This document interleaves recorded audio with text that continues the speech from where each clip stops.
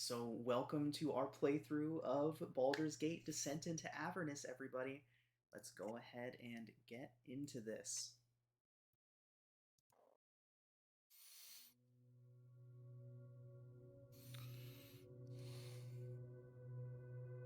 Alright, so, night has just fallen over El Terrell, the city of perpetual light.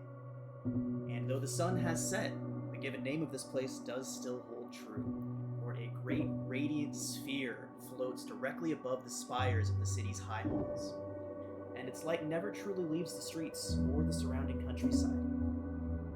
Known to the people of Eltergard as the Companion, this glowing sphere simulates an early dawn as the night continues to deepen around it. Just inside of the city proper, near its westernmost walls, rests a bustling tavern. It overlooks the great Chianthar River to the south, and the light of the Companion shines brightly through its northern windows. Outside of this tavern, a sign reads a pair of black antlers, with a flat carving to match the words mounted above the entry hallway. Pilgrims from all around the Sword Coast can be found inside, traveling to the city to view the light of the Companion for themselves. Hellriders, El Terrell's elite fighting force, also fill the tables and benches alongside sailors from the nearby river docks. The atmosphere inside is jovial tonight. People gathered, oblivious to the calamity that is about to befall them. A gathering of leaders from several prominent organizations is set to take place this night, and while most have arrived, some still make their way into the Antlers. Ferris, walking into the city gates, barely making your way into the tavern, you are the last to arrive in this group. As you approach the doors and begin to enter, why don't you go ahead and describe your character? What do they look like? What will they be carrying? How do they carry themselves? Mainly So, what do they look like? Walking to the doors, you see a 6'2" half-elf man dressed in a travel cloak. You can see he has with him a staff, has a bulb towards the top of it. Looks like it may have a little bit of energy, kind of just faintly glowing in it. Dark brown hair, white streak across it. He's roughly in his lower hundreds, middle-aged, younger middle-aged for a half-elf. Looks a little frantic. He knows he's a little late. You can see he has a little dirt on his face. You can tell he was probably in the middle tinkering with something. Definitely has a bunch of gadgets with him and things of that nature. You can tell that he likes to mess around with things and just tinker around. Fantastic. So as you make your way into the tavern, a man is standing near the entrance, fully armored, and with a very serious look about him. You would immediately recognize this man as Ulder Ravengard, the leader and captain of the Flaming Fist. He immediately turns towards you. He says, "Zoj said you'd probably be late, but come on, let's get going. They're waiting for us." And leads you into the tavern deep. In a private back room of this tavern, a meeting is about to commence. The joviality of the rest of the tavern is missing from this gathering. There's several people here. Several armored people, several people that generally look to be quite serious. Another fully armored man wearing the recognizable regalia of the Order of the Gauntlet, a order of paladins and other peacekeepers who are bound to protect this region. Standing near Uldarfrun are a pair of people who look like they certainly know how to handle themselves. They stand nearby Uldar, seeming to be waiting for the meeting to start. Tiberius, why don't you go ahead and describe your character for us? Tiberius is just hanging around waiting for this meeting to start, wearing his usual cloak and chainmail with the shield slung over one shoulder. He has a light crossbow and a long sword upon him that are obvious. He's tapping his foot somewhat impatiently because, well, he's relatively tall, a little over 6 feet, about little over 6 feet tall, and carries himself with the sort of sure-footedness of someone who knows how to handle himself. And he's just kind of sighing, going, I swear this is the worst part of any of these things. It's not the fight itself, it's the hurrying up and having to wait part. Darfrin kind of grunts. A late middle-aged, approaching elderly man with a thick and long handlebar mustache kind of lays against the front of this breastplate. He's like, we should have known that the fist would be the ones to be late to this thing, too. And as he says that, older Raven Guard passes him and sits at the table and kind of gives him a look. So we got here as quickly as we could. After that, standing nearby, Anna, why don't you go ahead and describe your character for us? Anna is relatively shorter. She's about 5 feet tall, and she seems to be on fire. She's a very obvious fire genasi. There's the top of her hair goes from coal black to lit on fire yellow, and her eyes don't have any sort of pupil or anything like that. They're just burning. She's in the garb of her temple, which would be Sune's temple, and she is likewise armed. She has a whip on her hip and a collapsible glaive on her back. And that's the start. Yep, that's it. Awesome. And then across from the table on the other side, there is a man. Long, intricately braided locks, longer face, seems very serious. He's also armored, but much more lightly than some of the other fully armored figures at this table. Anyone from El Torello's surrounding areas would recognize this man as the High Rider of El Torello, one Gideon Lightward. He has long been in command of the Hell Riders and in charge of promoting promising leadership. Accompanying him is one such promising recruit, working his way up through the Hell Riders and earning himself an honored place at this meeting to represent the Hell Riders.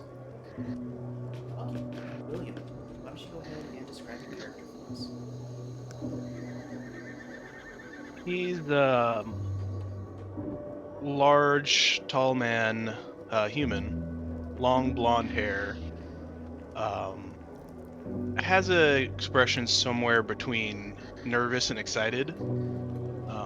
Very excited for this opportunity, looking for a chance to make a name for himself, but also aware that there's a lot riding on this.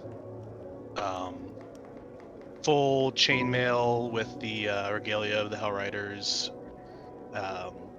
Not on him, but nearby within reach, a large shield and morning star, also with the same symbols. And he's just excited to be involved. Fantastic. And seated not far from Gideon Lightward and Bucky is another young woman, also garbed in the outfit of a Hell Rider. She kind of looks around nervously. And Uthar finally looks around, and he kind of, the man with the large handlebar mustaches, kind of looks up and begins looking around and says, "Alright, it looks like we're all here." And then he points out into the hall as a woman passes by. He says, You there! Jaren said that you might be useful for this situation. Why don't you come join us too? Minnie, as you pass by, why don't you go ahead and describe your character? So when he peeks in, not fully armored at all, just in some easygoing clothing. She is a shifter, so very feline in face. Small little fluffy tail hanging at her side. Pointed black ears, but still very human looking, except for her eyes, which are extremely cat-like. She'll kind of slink in and just see Bucky and give him the hey kind of nod and sink into a corner. Fantastic. So Unthar kind of gives a nod, and some unsure murmurs begin to pass through those in attendance as the imposing man with the handlebar mustaches rises up fully from the table at the center of the room. And Unthar Froom pounds his fist against the table, calling the room into order. He says, "My friends, I am glad that you've all gathered here today to discuss the growing threat of the cult of the dragon. We have received troubling news that the cult has burned down the town of Greenest to the south. There are rumors now that the cult has become bold enough to even conduct rituals in the Eltergard woods due just north of here. Together, we can deal a swift blow to the cult of the dragon by attacking their forces while they scheme in our local woods. I say we put aside our own squabbles and act. What say you?" The other gathered leaders around begin to kind of give some rough taps with gauntleted fists. Others stamp their foot. All show agreement with Unthar Froom. Gideon Lightward is the first to respond. Says, "The Hellriders have gathered 2 of their most promising for this mission. Bucky here has been showing much aptitude with his shield and sword, master of mounted combat. And we also have Miss Rhea Mantlemorn here, one of our youngest to rise through the ranks. She has nonetheless proven herself to be a formidable adversary for the forces of evil. She knows the Eltergard words better than most. Between them and Bucky, the Hellriders will be well represented."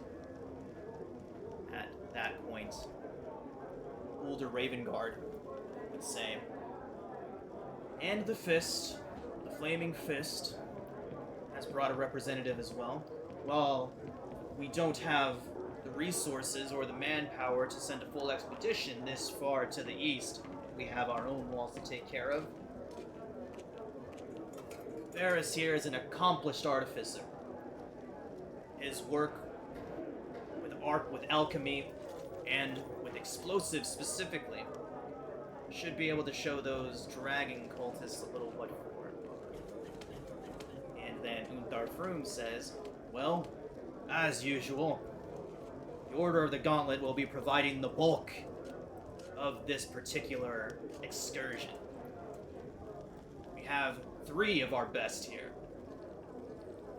Tiberius and Anne have worked with us on many occasions, and they were fully prepared, fully ready, and more than capable to deal with these cultists. And Jaren Ailhan, the proprietor of this very establishment, has assured me this young girl Winnie here will be more than capable of assisting as well. All of you, come close. I'll tell you what must be done."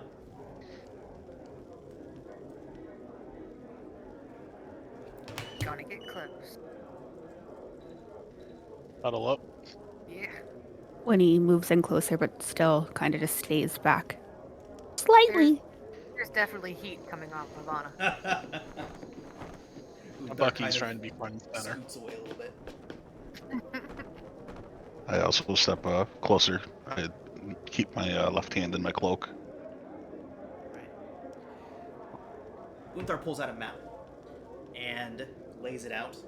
He says, "Cult of the Dragon has been waylaying caravans going along this roadway. Leads us to believe that they have a base somewhere in this vicinity." Rhea Mantlemorn, the young woman Hellrider, would step up and she says, "I know those woods well. I do. There's a path here.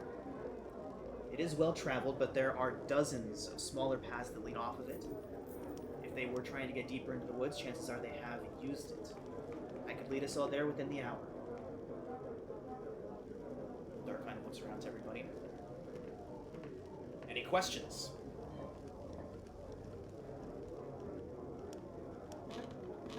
Well, then on the road with you. and he shoves himself away from the table.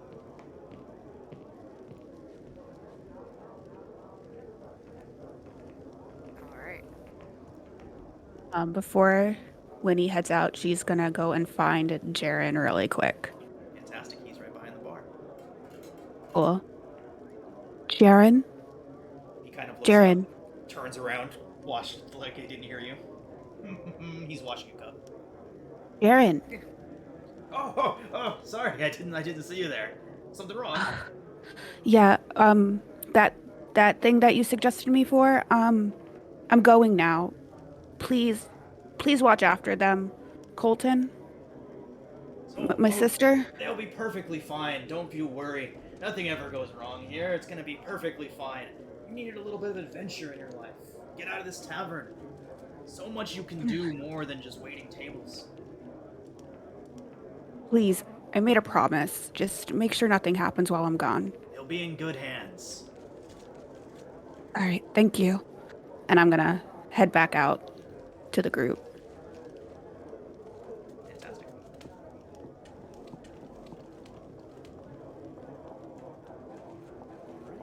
Yeah. Anna's just sort of eyeing up everyone else. She wants to see what kind of weapons they've got on them. Oh, before Winnie heads out, she's gonna grab her katana from underneath the the bar back, and slip it on her back with her short bow. Awesome. Do they just have weapons back there? Anna's definitely leaning over the bar right now, seeing what else is back there. You never know when something's gonna happen. Can't be too prepared for anything. You can tell looking at Ferris's face that he's kind of disappointed that he just got there all the way from Baldur's Gate, and it's like, oh, I guess we're leaving already. Right, no time for a drink today. Okay.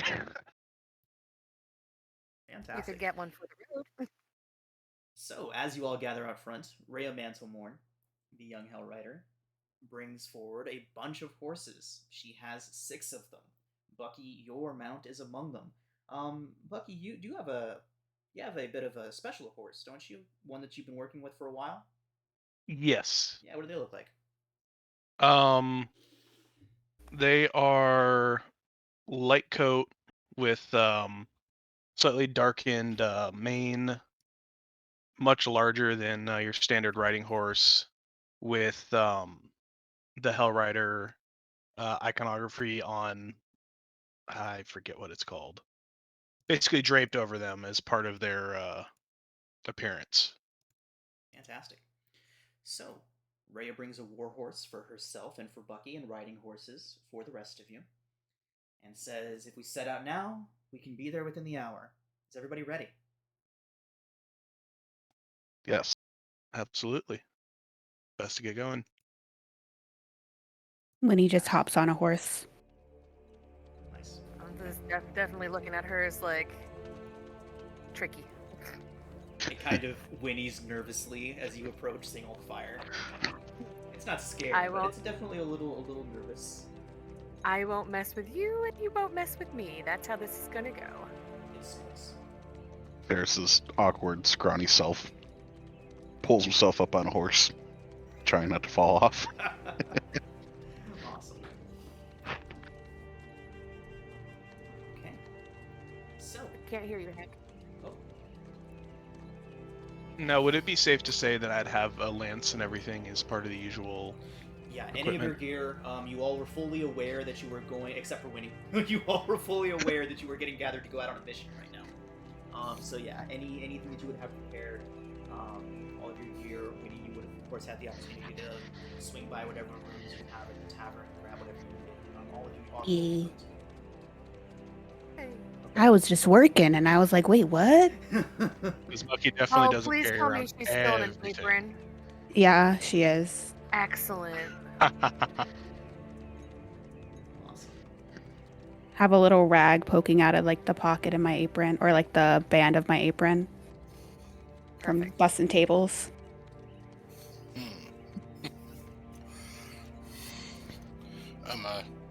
Tamiris, of course, just grabs hold and swings himself up on the saddle. Show off. It's not my fault that the horses aren't somewhat terrified of me. You have to have a slightly gentler hand with them. I was gentle. Maybe it's the whip.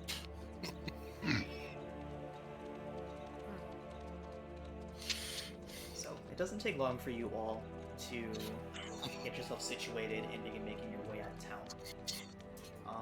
As you all exit through the gate, there's a weird phenomenon happening here that can be witnessed every night in El Terrell. If you look out past the city and past the rolling hills, it is a deep, dark night.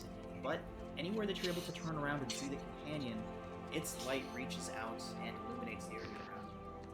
It reaches for miles and miles around Eltergard, simulating a second sun in the sky. Much smaller, but nonetheless still providing light in the region. So there really truly never is a nightfall here. And so a lot of people are still out and working and going about their lives, tending their crops, tending their farms, going about their day-to-day lives. And as you exit from El Terrell, you pass many of these people. As you do, Rhea rides up to Bucky. Rides up alongside you, Bucky. And she would kind of just look over towards you and say, "Well, I certainly heard a lot about you. It's nice to finally meet you." She extends a long-handed hand towards you. Reach over. Yes, it's good to finally be able to work together. I've heard quite a few stories.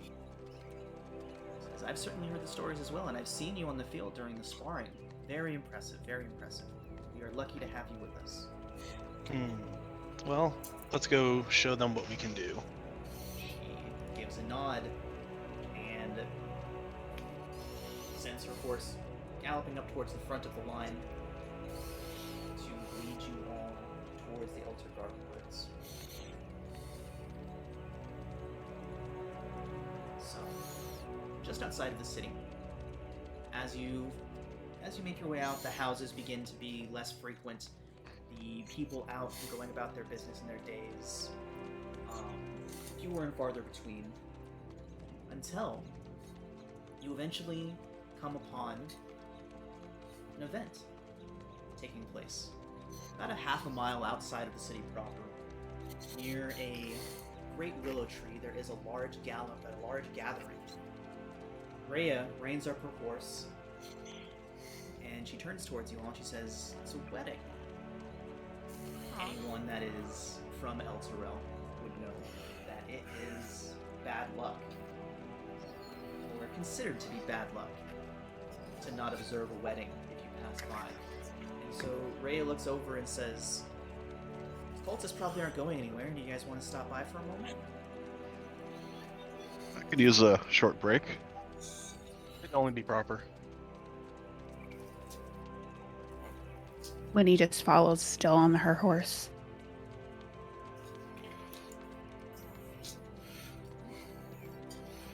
So there's a young couple at the top of the hill.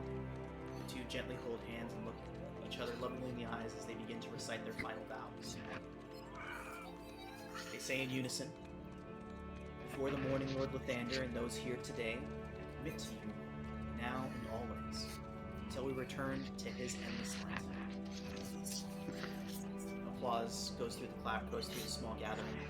The newly married couple turns and thanks the gathered group, and the bride begins making her way out and giving a single white flower to everybody in attendance. As she makes her way towards you all, she nods and hands you each one of these flowers. Do you all accept? Yes, I'll take one. Winnie takes one Absolutely. too. Puts it Think behind Bucky her would- ear. Try to tuck it into his cloak a little bit. Yeah, I accept one, and afterwards, would it be rude to use prestidigitation to do some small fireworks as celebration? Of course Oh, not. that's cool. So yeah, do you do that? Yes. Fantastic. So a few children begin screaming in delight, and the bride looks up and brightly smiles. Everyone claps, and she gives you a silent bow of thanks before returning back up the hill. I return the bow. To start a hopefully good night. Fantastic. So, Oh. No, sorry, I just having to check something right quick. Go ahead, please. okay. You all, with the blessings bestowed upon you, and after witnessing this event, are each overcome with a sense of hope and joy for this wondrous occasion, and each of you will get 5 temporary hit points, the same as if you were just under Aw. the Benjamin spell. Woohoo! All right. Ooh. Less Don't squish. mind Never known that's going to come in handy.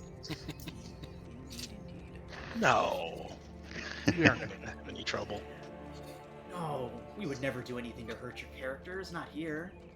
Fighting in D&D? What? We're just going to go give the cultist a stern talking to. Yeah, that's it, right? Totally. We're just gonna have some tea. To be fair, Ferris would probably be thinking, yeah, we're going to try to talk to him. He knows he can be a smooth criminal here and there.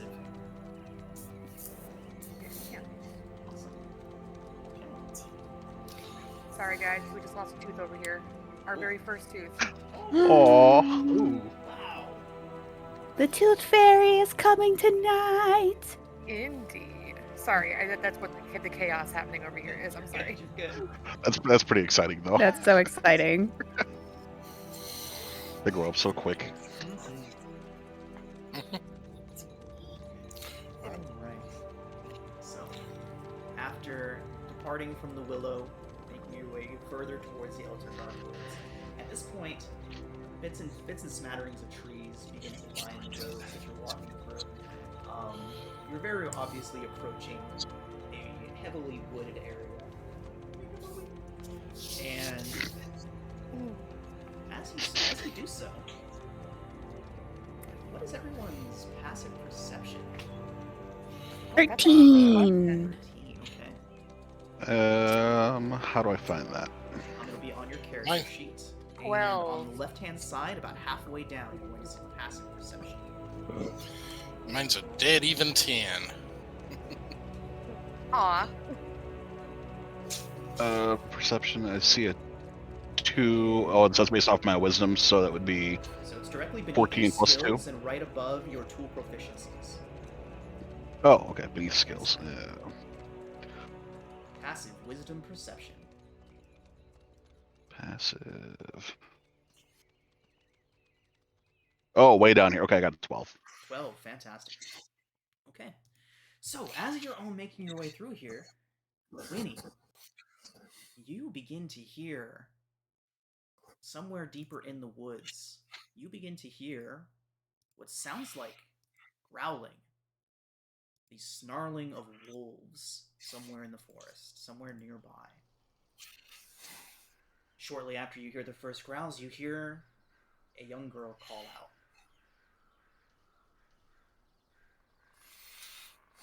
As you hear this, you see Rhea kind of tilt her head in the direction, but she doesn't seem to have fully noticed what's happening. What do you do, Winnie? I stop my horse and I'm like, we have to go this way. There's someone, wolves. There's trouble. Rhea nods, and she says, I heard it too. We have to do something. We can't just leave someone here. Winnie's gonna, knowing a little bit about horses, kind of kick it into like a full canter gallop and start heading off in that direction. Okay, Rhea is close behind. Fuck, you'd be right alongside Winnie. Yep. Okay. Ferris would be Sprinkling following. buddy. Yeah, sorry. There you go, kid. Sorry, kid, I had me something to open up right quick. Okay, so as you all rush towards the sound, you hear definitively this time what sounds like a young girl cry out. She says, I'll be making fur coats out of you yet! And as you break through into a clearing, you see the subject of this ruckus. There is a fiery young girl sitting atop a tree branch about 12 feet up off the ground. She's breaking off branches and hurling them down at several hungry white wolves that circle around the base of the tree.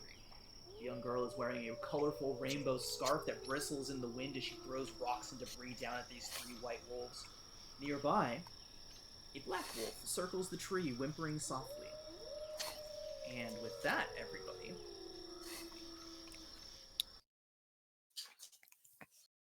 we're going to roll initiative. First initiative of the game, guys. Okay, so So exciting. Rhea I just and roll a Bucky, D20. your war horses are here. Is anybody else staying atop their horse? No, Winnie, as soon as they pulled up, or she pulled up, she would have been off her horse, making a beeline for this tree. I got it. Yeah, I think Ferris would be more comfortable hopping off the horse. Same. Okay.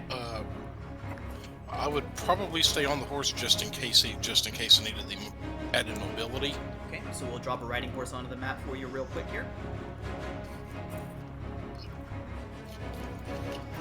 How do I roll initiative? Does that just roll a D20? There's a couple different ways to do it. From the main viewport, you can. There's a button up at the top of your screen that says Init. You can hit that one, or you can open up your character sheet, and it is also there. Yep, you got it. From your character sheet, it is going to be at the center of your sheet, I believe. Center of your sheet. Yep, at the dead center top of your sheet, initiative. Okay. Between your armor class and your speed. Okay. Let's get riding horse out here for Tiberius. Okay, so those of you that are remaining mounted, remember that you can dash, dodge, or disengage with your mount once you are mounted. The movement and the initiative count of the horse match your own. So it's basically like you get all of the movement of that horse while you're mounted. So, with that, let's get these rolls into the initiative.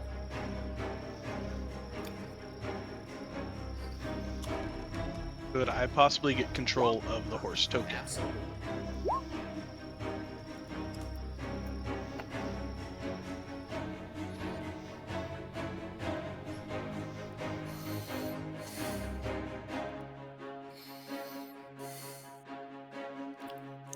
And Bucky, you now have control of the horse. Thank you. No problem, no problem. And here we go. Tiberius, you are the first one to act as you see these wolves surrounding the tree, barking up at the little girl. They begin to turn towards you as you approach, snarling viciously at you.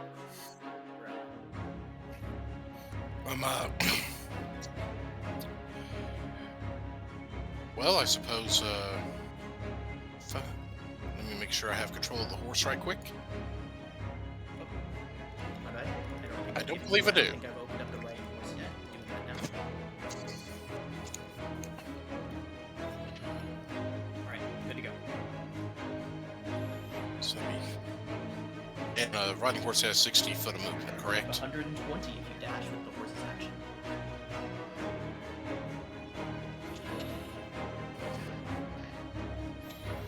Okay. So we're going to get right up to there.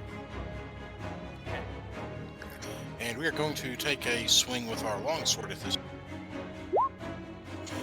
Does 19 hit it? 19 certainly hits. Nice. So for 10 points of damage there. Fantastic.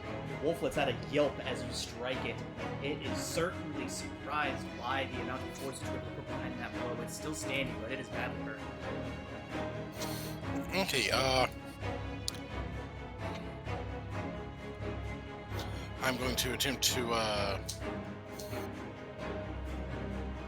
move just a bit here to the side, just to try to be a little bit out of the way of our spellcaster, so I know I might take an opportunity attack from it, but If you use the disengage action with the horse, you will not. I'll do that in that case. Fantastic. That does bring us to Anna. Anna. It's all right. So Anna is going to bonus action Shield of Faith Fantastic. because she does not trust these things, and then she is going to Sacred Flame the one that is already hurt, please. Okay. He's 12 dex save. The wolf snarls as it turns back towards you, noticing something amiss, and its dex save result is a 7. It looks towards you and snarls and snaps. What does your sacred flame look like? It looks like fire. I mean, it's kind of dark fire. Nice. It looks like a flame that's sacred. Yeah, I mean, she's a fire genasi. It's gonna look Awesome, like fire. right? Yeah, totally. All right, so the wolf turns towards you, snarls, and snaps once in your direction right before it ignites and lets out a yelp, and that is 2 radiant. Fantastic. All right, it is still standing, but it is definitely reconsidering its life choices. Anything else you want? Done. Nope, he's done. Varys. Varys is how do I make a move a square? There's a few ways. You can grab your token and just drag it along the map, or you can use the arrow keys on your key. You know what? I was still on the measurement thing. That'll do it. All I right. do that all the time. All right, just so I can get a little room away from Anna to not accidentally hit her with this. I am going to use Ray of Frost. And what? So I just click on it Yep. on my character sheet. Go Accurate. back to that. Core. Where did it go? There it is. All right, Ray of Frost on the wolf on the left. This one here? Yep. Got it. All right, 16 hits. All right, and then what is that? 1d8, I think it was. If you just click on your where it says Ray of Frost in the chat box, In we'll the give you chat your box. points. Or your damage. Oh, 4 cold. Ah. All right. Cool, right? nifty. Frost begins to form over the body of the wolf right before it detonates, showering the area in little bits of frost and snow. The wolf certainly felt that. Anything else for Ferris? It does get if it does move on its next turn, I believe it. Yep, as a movement speed nerf. Other than that, yeah, that'll end my turn. Tiberius, the wolf closest to you, snarls at you and charges directly in your direction. It is going to leap up and attempt to pull you down from that place. Tiberius, that is going to be on nat 1. Tiberius, it leaps up into the air at you. Tiberius, do you wield a shield? Yes, I do. Fantastic. It leaps up into the air, and you just bash it out of the way with the front of your shield. It yelps and falls down to the ground, stunned, shaking its head, reeling from the impact. Brings us to Rhea. She is going to stay back her horse, and she kind of looks around appraisingly at all of you, seeing what everyone's capable of. She sees Tiberius up at the front, and looks over towards the armored form of Bucky, and she is going to pull out a heavy crossbow. And she is going to let loose one solid bolt towards this wolf right there. 24, Rhea does hit. 8 piercing. Fantastic. The wolf is pierced. It limps heavily, but it is still in this fight. That brings us to Winnie. Cool. What Winnie would do is you'd see her kind of like flicker a little bit and then just small tufts of hair kind of popping out. And I'm going to use my shifting ability. Okay. So I will also get an additional 10 feet of movement now. Nice, nice. And I will run up. You kind of see her just sprinting up to here to get to the base of the tree and take a swipe at this root this wolf with her katana. Winnie, as you run up, you hear the little girl up above you. Look down. Just, whoa. I'm coming. Don't worry. Just stay right there. 22 For hits. 22 to hit. Let's try the one friend we got. 11's huge. Okay. Yeah. Winnie, you rush around, sliding in to put yourself between the wolf and the little girl up in the tree, and lash out with your longsword. One solid upward strike. Swift, almost imperceptible. The wolf suddenly stops its growling and drops. Winnie is just panting a little bit. You'll be okay. We promise. And that's it for my turn. Fantastic. Bucky. The barmaid's badass. Yeah, she is. See how far is that? 35. So Bucky is going to pull his lance up and make a charge for the other wolf under the tree, Alright. leaping over the little log here, Nice. and he's gonna give a jab at that wolf. Fantastic. And I believe that is gonna be at advantage from mounted combatant. Okay. Would you like me to link it? Go ahead, yeah. I believe you, but it's always good to check. Yeah. Advantage on melee attack rolls against any unmounted creature that is smaller than your mount. Fantastic. That's cool. That's really Yes. Ooh. And that's also reach from the lance. cool. Yep. 20 strikes. Or a 20. Fantastic. or 9 So piercing. leaping up over the log, as you come back down, before you even land, your lance contacts with the wolf and pins it down to the ground. It is not. All right. I think from there, Bucky's just going to turn the horse around and close the distance with the last one. Okay. Try to help out Tiberius. Winnie's got this. Fantastic. Okay, Tiberius, that does bring us back around to you. The wolf is looking around and beginning to kind of back up. It's still snarling and hissing and biting and snapping, frothing at the mouth. But it's not stupid. It is starting to back up. What do you do?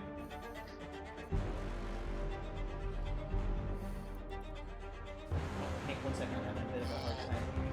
Stand by. Oh, He hasn't said anything yet. yeah.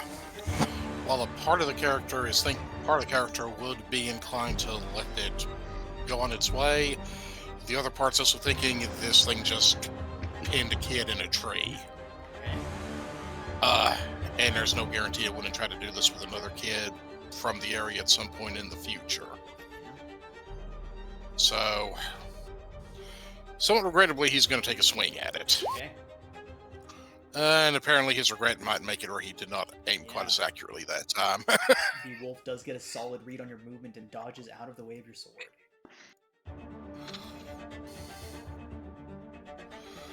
Okay, That's well, alright. yeah. Okay. On it. Oh, that's fine. Anna's gonna just start walking over, just very like chill, and then she's going to well, fire's gonna appear in her hand. Going to wing it at the wolf. Oh no! The wolf It got doesn't over even have me. to duck. It goes wide over its head. Bucky, you're getting a little bit singed. Maybe some of that luxurious hair gets a little bit singed. Winnie snickers a fun. little bit. Man, Definitely gives It'll help. Anna the side eye a little bit. he was too pretty. We just had to mess him up a little bit. It's a little off the top. All right. That does bring us to Ferris. Man, All right. Okay. And how far can I move in a turn? 30 feet. Okay, yeah. So if I move over here, I should be able to not worry about Friendly Hitting fire anybody isn't a else? thing in 5e either. So Oh, well unless then. there's like 100 people between you and the target, I generally just say that you can figure out a quick route to get through that. Oh yeah, okay, no worries then. Then yeah, we're gonna do another ray of frost. Fantastic. 15 does hit. Right, 6 for cold. 6 cold, and its movement speed is reduced by 10. Fantastic. Feeling trapped, the wolf reasserts its stance and begins to close in on you all. Ferris, anything else? That'll do her. Okay. That does bring us back to this wolf's turn, and seeing that there is no easy escape, wounded as it was by that cold, it is going to leap up at Bucky. Bucky, it leaps in your direction, and 18 to hit. That's my armor class. Bucky, that is going to be 8 piercing, and I need you to make a strength saving throw. Ooh, that hurts. Oh, that's not the right one. Fantastic. Bucky, the wolf leaps up into the air and grabs a hold of your pauldron, clamping down so hard that you can feel it piercing through. A little bit of blood begins to well up as it kind of shakes itself around, trying to yank you down from the horse, but you manage to keep your footing, manage to keep yourself in the saddle, and it drops down to the ground and snarls before turning and running. Tiberius and Bucky both get opportunity attacks against them.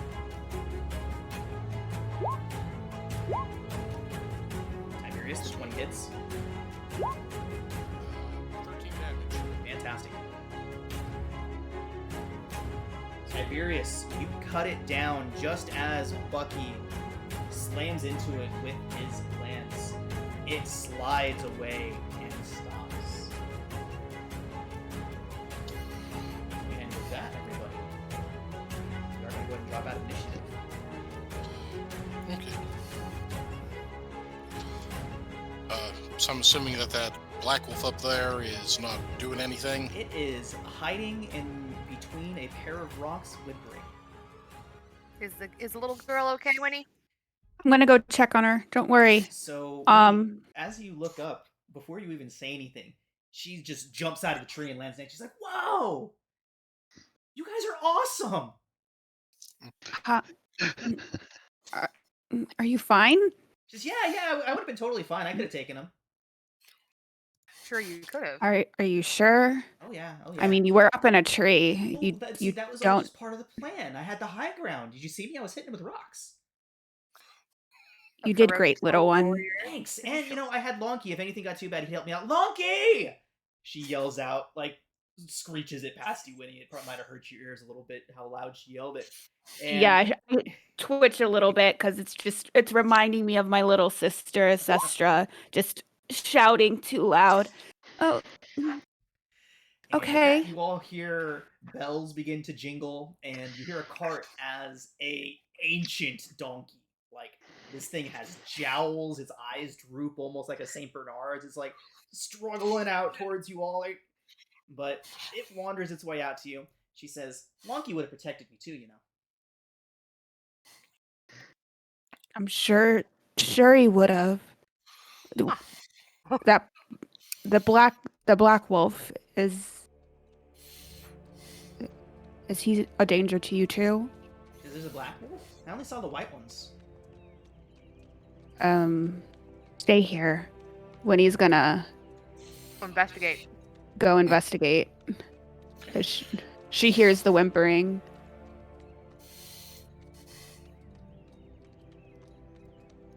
Little girl's right behind you. Nice puppy. Good puppy. I said to stay at the tree. This could be dangerous. She looks up towards you. So you can do that shifty thing whenever you want to? Yeah, but not often. It makes me pretty tired. Oh. I'm Grace. She holds up her hand. And then Winnie, and I shake her hand and shift back into my normal form. Awesome. She kind of pulls her rainbow scarf a little bit closer to herself. So, as you all approach the wolf, it's in between two rocks. You can see that it's kind of, or there's a crevice that forms between these two rocks, closing it in. It's definitely backed up into the corner, and it kind of whimpers and tries to growl at you, but you can tell there's no fight in this one. You'll do. I think Bucky's gonna Anything's try to coax it out of its little hiding spot. Okay. Try to offer it a little bit of jerky. So, Bucky, as you approach it and begin offering it some jerky, first off, is anybody here proficient in nature? Allow me to check. Yeah. I don't- No. That's a hard no. No. I actually Animal might. handling. I have a 3 to nature because of my intelligence. So, proficiency would be the little check mark next to it. Oh no, nope. I definitely not then. I do not. Okay. So, Nope. proficiency in nature, fantastic. Okay, Bucky. So, as you approach it and kind of extend your hand out with a bit of jerky, a piece of a ration, Ray is still kind of hanging out near the back of the column, watching you all. But the wolf kind of growls and lets loose like a little bit of a very, very sad, low growl. Make an animal handling check, Bucky. Nice. Alright, so the little wolf kind of growls and snaps, Get but over as it snaps, you kind of just reach your hand forward just a little bit more, and the snap closes over the jerky, and its eyes just kind of go wide, and it stops growling. Pulls the jerky from you and kind of just like sits down, starts eating.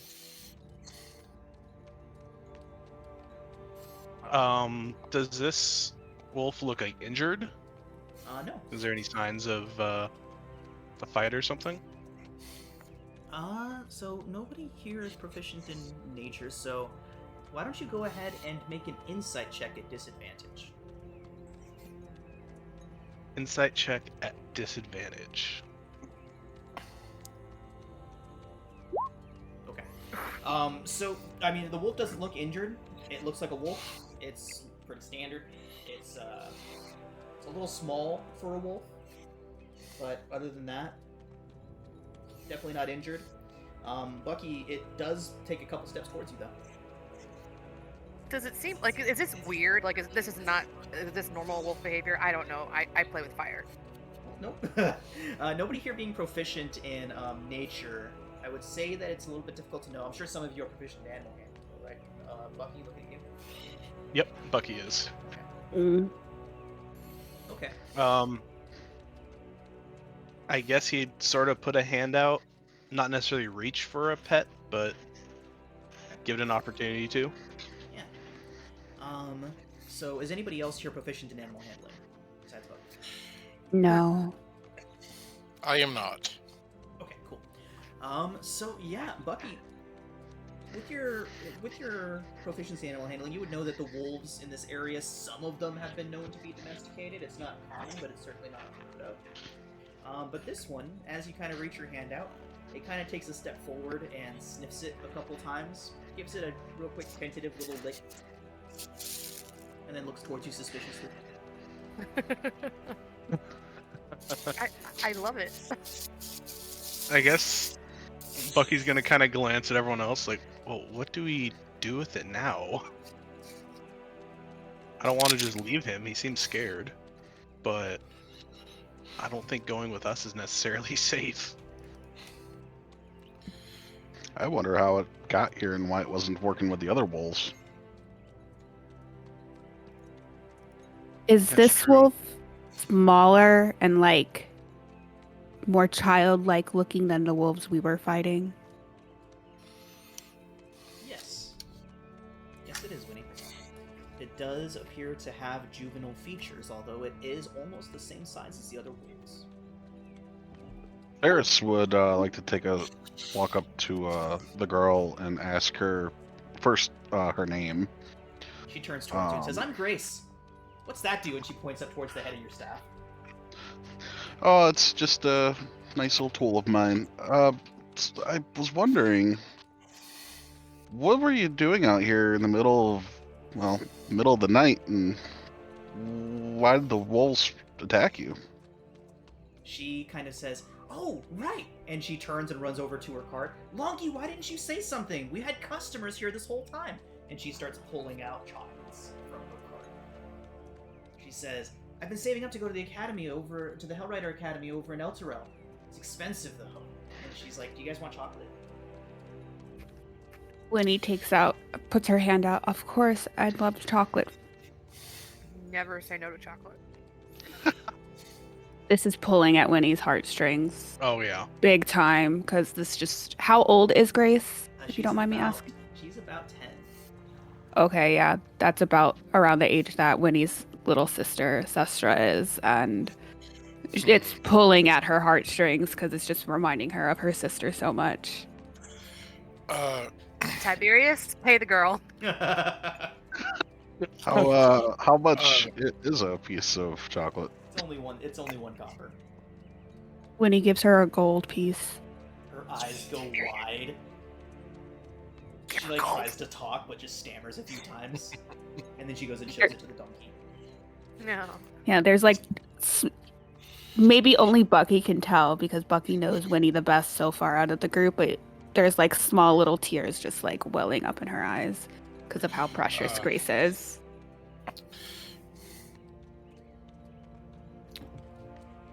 Considering that Anna is insistent upon getting the chocolate, I will give her the gold piece as well to look at it. She looks at both of them.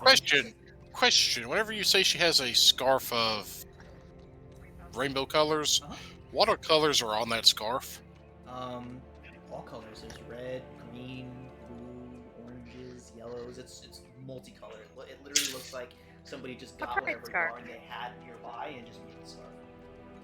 Speaking of which, Tiberius, as you hand her another gold, she starts stammering and saying how she has to give you something else. She's got to do something else. So she takes a single thread out from her scarf and hands it to you, and does the same for Winnie. Oh. Well, in all honesty, part of the reason I wanted to give you a little more typically receive is because you probably need to get to the city due to, well, apparently there's been some dangers along the road lately. She nods. And that should help make up. Late. Very much so.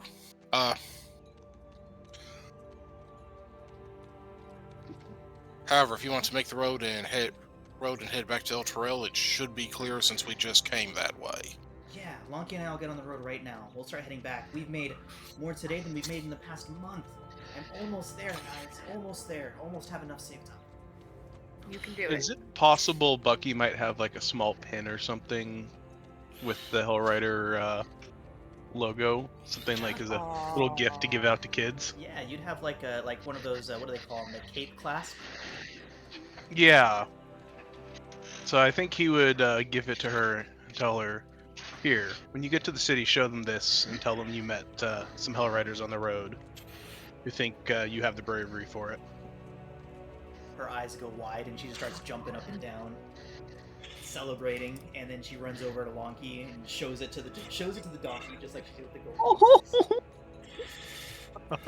gold. Grace, on your way over there, we passed by through a wedding. You might be able to sell some chocolate there. I think they'll be in the midst of celebration. You would enjoy that. You might be able to get the rest that you need from that. She says that is a fantastic idea, and immediately starts getting Lonky ready to take her back. And Winnie...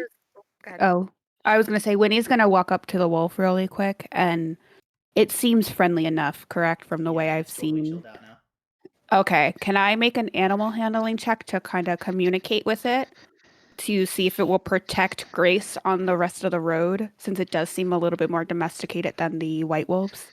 Yeah. Go ahead and make an animal handling check. Okay. With a 13, it kind of looks up towards you and looks over towards Grace and Lonky, looks back towards you again, and then slowly walks up to Grace and Lonky and kind of slowly opens its mouth near Lonky's ankle while looking right at you. No. It stops. Protect.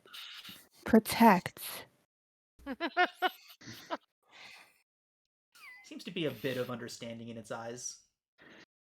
I'm going to toss a piece of jerky at it.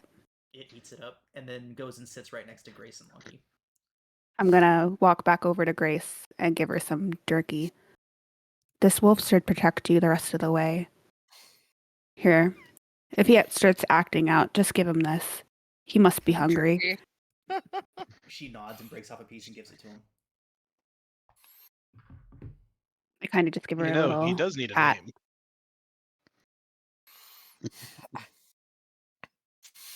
All right.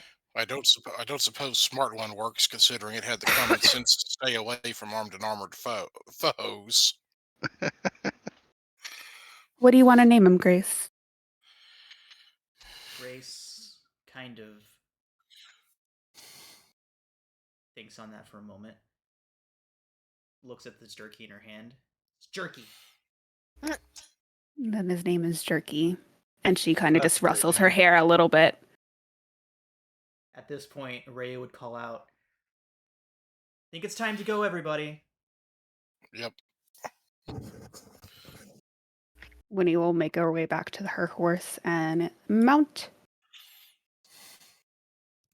Yeah.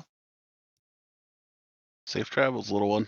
And then also makes my way back to my horse and Fantastic. Was there anything mounts. weird about the white wolves? Aside. Oh, never mind. No, Never mind.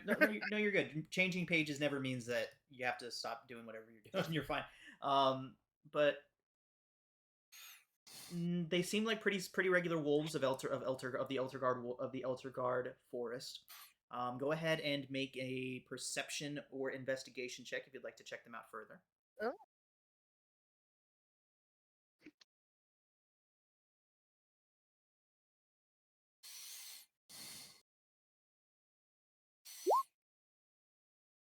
Okay, yeah, Hit nothing the out of the wolf. ordinary.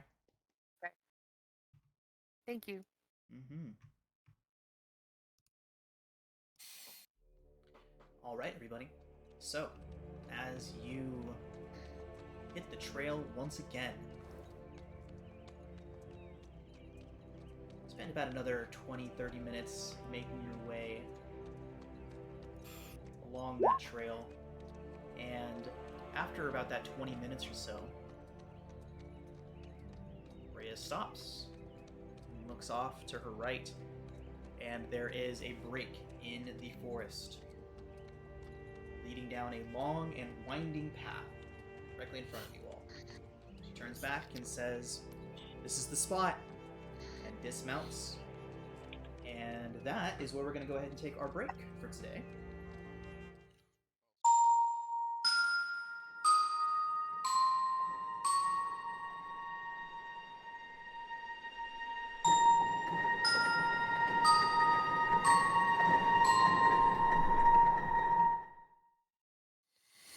All right, everybody. So we are back. You have made your way from Elturel proper out to the outskirts and now stand in front of the Elturgard Woods. There is a path that Rhea has led you towards, a path that leads deeper into the woods. Little is known about the cultists that you all seek, except for the fact that this general area has been a prime target, that they've been waylaying caravans and other adventurers along. The only true route deeper into the forest anywhere nearby is this path. So, Rhea dismounts as the path is a bit too narrow for her mount to make it through. And she's able to look down towards her horse. Bucky, you probably notice a little bit of a change in attitude in your horse, too. The horses are getting nervous. They don't like being this close to the woods. Is anybody proficient in survival? Bucky is. LOL. Nope. Let's go ahead and get a survival check, Bucky. Look at you rolling the crits tonight. Nice. Only on the kill checks. So, Bucky, as you approach, Rhea kind of looks over towards you and looks down and she says, "What do you see?" And Bucky, you are able to notice several different things. The first thing that jumps out at you is that there are 5 distinct humanoid footprints on the path. The footprints are several hours old and head deeper into the woods. Additionally, you hear the running of a small creek nearby. Rushing water and whatnot. And finally, Bucky, you see another set of footprints that go away from the path and actually lead towards that creek. The footprints appear to be fresh, made within the last 2 hours. What do you do with that information? So I guess he'll sort of stand up from kneeling and examining the area. Tell everybody, looks like we might have 5 down this pathway here, and possibly 1 came back. There's a second set of tracks heading down this way towards what sounds like a creek or something. Mm-hmm. Um, Both sets of tracks are heading into the woods. Oh, so they go in and then split off. So to be specific, there is one set, 5 people's worth of footprints heading along the path, which is the standard path that Rhea led you towards. The other thing that you notice in that those footprints are about 5 to 6 hours old, right? The other set of footprints, instead of going straight down the path, diverged and went towards the creek bed. Those tracks were much fresher. I see. And I would explain that to everybody. So it looks like somebody may have been following them, but looped around. I'm not really sure. We could try to investigate. Maybe they have a scout or something who's watching the pathway. It's hard to really say. I would like to investigate them. I don't know why one person would thing I come could do. later down the line. Well, if and they're being split off like followed, this. Yeah, they there don't might be somebody else. they don't want to be seen, so why not take the path? I roll for, But what are they doing here? I guess, would it be insight or investigation to try and piece together what we're thinking? Okay, I think an investigation check would work. Oof. Okay. D with a 10, you all are level 1, so 10 is okay. It's not a failure, but it's certainly not a success. But a 10 here, D, you would be able to tell that the 3 that went along the path, those 3 do not, their tracks are different. While the tracks from the first set, the 5 people, all seem to be very uniform, like they were wearing the same thing, laden in the same ways. The 3 that broke off, the 3 that went along the creek bed, one of them was heavily armored. His footprints are much deeper into the soil, dragging a little bit. And then I mentioned what I think I noticed to everybody else. Guys, notice difference here with these prints versus the other ones. The ones going towards the creek. One of them definitely is in a little bit more. I think they're probably armored. I think we should probably check the creek out, just so we don't have any surprises when we get closer. We can guess all night what that person's doing, but we need to be careful, though. If there's someone armored, they definitely have weapons. I'd rather see them now than have them. Well, yes, but we should be careful sneaking up on them. Oh, of course. Leaves the question too, what were the first set of footprints, and are they related at all? Not me talking this whole time on mute. Oh shit. Anna, it looks like you want to say something. No, the moment's passed, it's fine. Carry on. So Rhea would say that this is definitely a strange turn of events, although it does not affect your end goal at all. You still need to find these cultists. So, how do you want to go about doing that? She asks. Do you want to take the path, follow the direct footprints, or do you want to take the creek bed? I think the creek bed's a better move. Question, DM. Do we know that this is a well-traveled path? Since it is more like, does it look like this is a path that's traversed often? The one where the 5 footprints are coming from? More or less, yes. It is one of those like forest paths that's been traveled enough that nothing grows along the path. It's flat. It does seem like it's been used more recently with the survival checks and the investigation checks. It definitely has been used um, rather rather extensively over the past few weeks.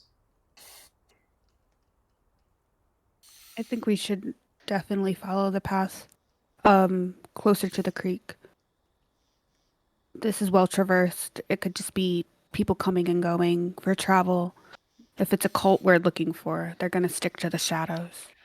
I agree. The only thing that concerns me is cult implies there's going to be more than 3 people, but considering that one of them may be armored, there's reason to believe that there's something more nefarious going on down this path. Well, if it's a cult, they could have just split off. It could be a party of 3 from that cult. It might not be the full cult. And there is the fact that if that is a case where they have split off like that, if we handle this one group, that means they can't come to reinforce the main body later. Pretty wise. Yeah, we'll have the number of advantages against 3 as opposed to 5 and then 3. We don't Yeah. even know. And if it does happen to be some group that actually is working against this cult, well, I'm not opposed to forming an alliance with them to stop this threat. Agreed. So then, yeah, we're all in agreement to go down to the creek. Okay. All right, everybody. So, as you all make your way into the forest, following the creek bed, as soon as you make it into the tree cover, you immediately notice that the light of the companion does not reach here. Darkness has fallen fully on this place. The tree cover and something else that hangs in the air seems to be blocking the normally ever-present light of the companion from reaching you all. Am I still able to see because I have dark vision? Anybody that has dark vision can see fine. Those of you that don't should be considering light sources if you'd like to be able to traverse this area. And then as we head in, A light source? What was that? Like, can I be a light source? Yeah. Anna, I would say that you could probably shed dim and or bright light as you see fit. We'll say within 10 feet of yourself. I'm at least doing some dim light for you guys. So you all have a 10-foot circle of dim light radiating out from Anna. I think I I'll believe walk I have dark directly vision in as front. well. Yep, as a half elf, you would have dark vision. as we head towards the creek, Winnie's gonna pull her hood up and kind of just try to blend into the shadows, kind of staying on the edge of the light that is being given off.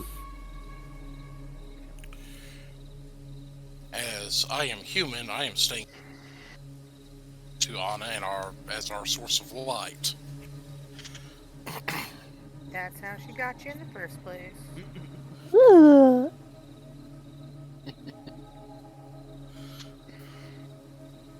Okay. So, as you all move up this path, you can tell that people have been through here within the past hour or two. And then, as you all move through along this creek bed, I do need stealth checks from each of you. You may roll them at advantage as the sound of the creek is masking your approach.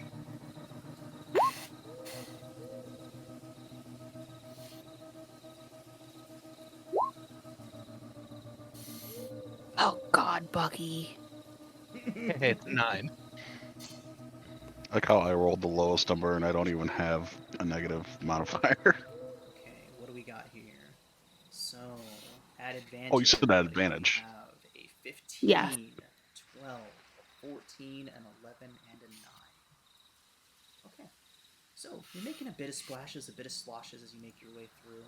Not being quite as quiet as you would prefer to be, but you do notice something before something notices you.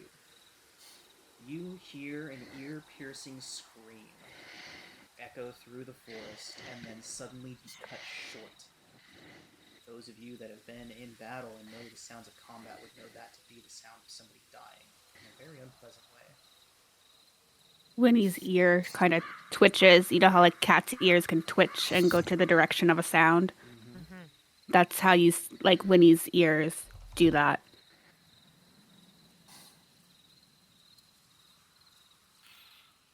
Okay. Now, is that the path towards the path we're walking on, or would that It be is closer towards the indeed main? up the path you're walking down. And furthermore, after that sound, as you all begin to try and look down the path and focus, you do see some flickering torchlight further down the path and through the creek bed.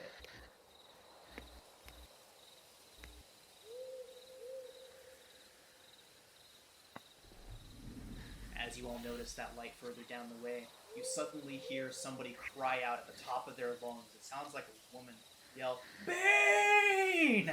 Look what we've done for you, Bane!" And then you hear splashing. Oh God. This is all happening maybe about 30 feet in front of you all. And we see Tree cover. figures. All you see is flickering torchlight through the trees, and hearing that noise, you do not see anything specific. Would any of us recognize the name Bane? Bane. Is anybody proficient in religion? I am. Bane is the god of tyranny. Don't like that. Mm-hmm. Tiberius just softly whispered, "Balls," and make sure that his weapon is out and ready. Cackled. On the is yeah, equally displeased, although she doesn't know what anatomy has to do with it, so murder. Can Winnie's we do gonna something? kind of very cat-like slink up to get a little bit closer with her short bow in hand. Okay. As you approach, your stealth checks from earlier still Way hold. to go. As you approach, Winnie, you are the first to notice as you kind of peek through the plants and through the trees. There is a clearing up ahead. A clearing with several stones standing around it. The creek runs through the center of this clearing, and kneeling down, crouched along the creek bed, is an armored woman. She lifts her head back up into the air and yells, "Bane!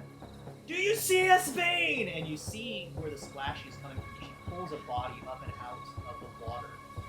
Somebody that appears to have drowned quite some time ago is in her grips, and then she splashes the body back into the water and starts shaking it beneath. Winnie, you can see the pale Yikes. complexion. This person's been dead for a while. And the woman continues howling at the night sky, asking if Bane sees what she's doing. I am going to cock an arrow in my short bow. I'm not going to let go yet. And I'm just going to wait for someone to get closer to me or to, like, get a good shot on her. Try to find, like, a break in her, like, when she's moving, a break in her armor. Okay. To just What are the rest of slink I a short think bow. Ferris, seeing her get an arrow ready, he pulls out his light crossbow and gets an arrow ready as well. Okay. Anta's moved up Winnie, with. make a perception check for me as you're the first one up there. Perception. Ooh, 6. Yeah. No, don't really catch any more than what I've already told you. Will my passive perception help? Unfortunately, not in this particular case. This is Damn to it, okay. actively notice something. No worries. I think Bucky's gonna kind of look at Rhea and just. So, are we going in? Is it time? She says, "This is what we're here for." Are they cultists? They sound like cultists. Definitely sounds like it. I guess we're gonna start moving forward. Okay, let's get a marching order. Winnie, we're gonna put you at the front. Yes. Sir. Straight line. Who's next? Anna. Okay. I think I'll Bucky be would be- follow. Or- Bucky, Rhea was at the rear of the column, so I'm going to put you right in front of her. Fantastic. So far I have Well, it's- Winnie and then Anna. I'll be behind Anna, I suppose. Okay. And that puts Tiberius I'll- between Bucky Yeah. and Ferris. Alright, everybody. We are going to roll initiative again, and I am going to move you all here.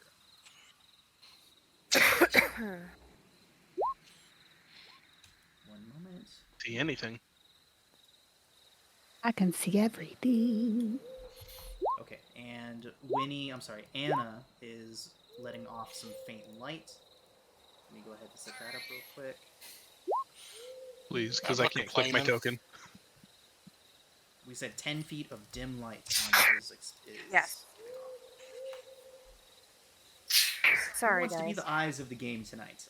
Let's go ahead and let's Water go in my ahead and- nose. Let's go ahead and have it be Anna for tonight. Oh god, it glitters. Go. All right, everybody. So we are rolling initiative, and here we So- I cannot click my token because of the darkness, go. but I got a 2. Oh Okay. God, Bucky. Or I guess technically a 3. A 3. Okay. 2.08, whatever that means. That's not supposed to be there.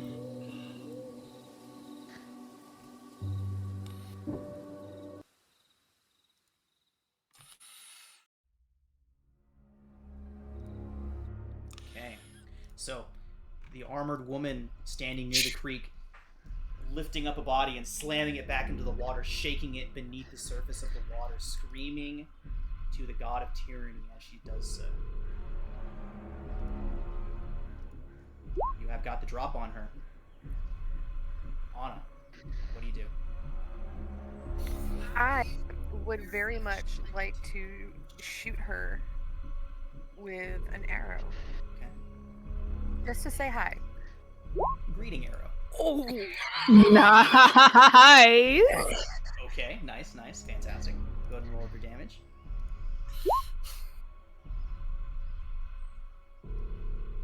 Damn it. Wow. Okay. Beautiful. So just roll. Wait, D. What are you? You are a D8, right? 3 plus 7 piercing.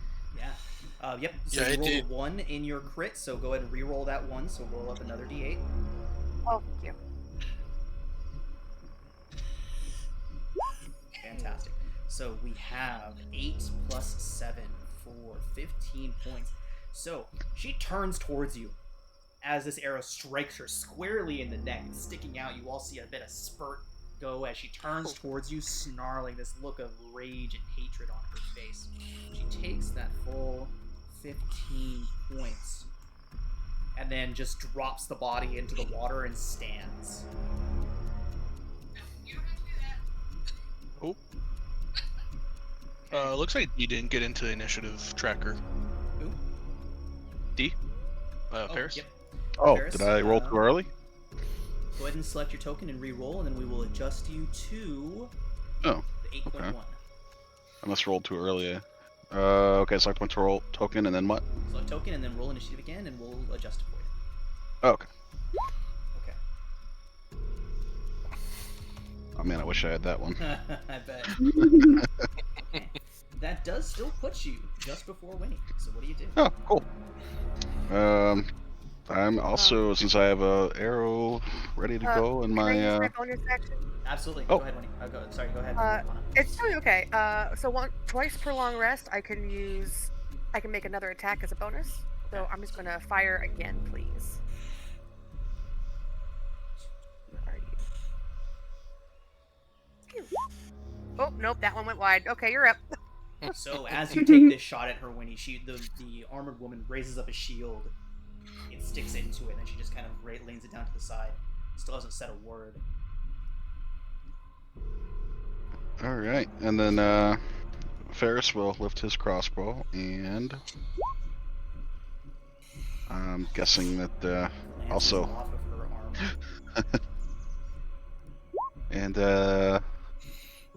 that'll be it, I think. Okay.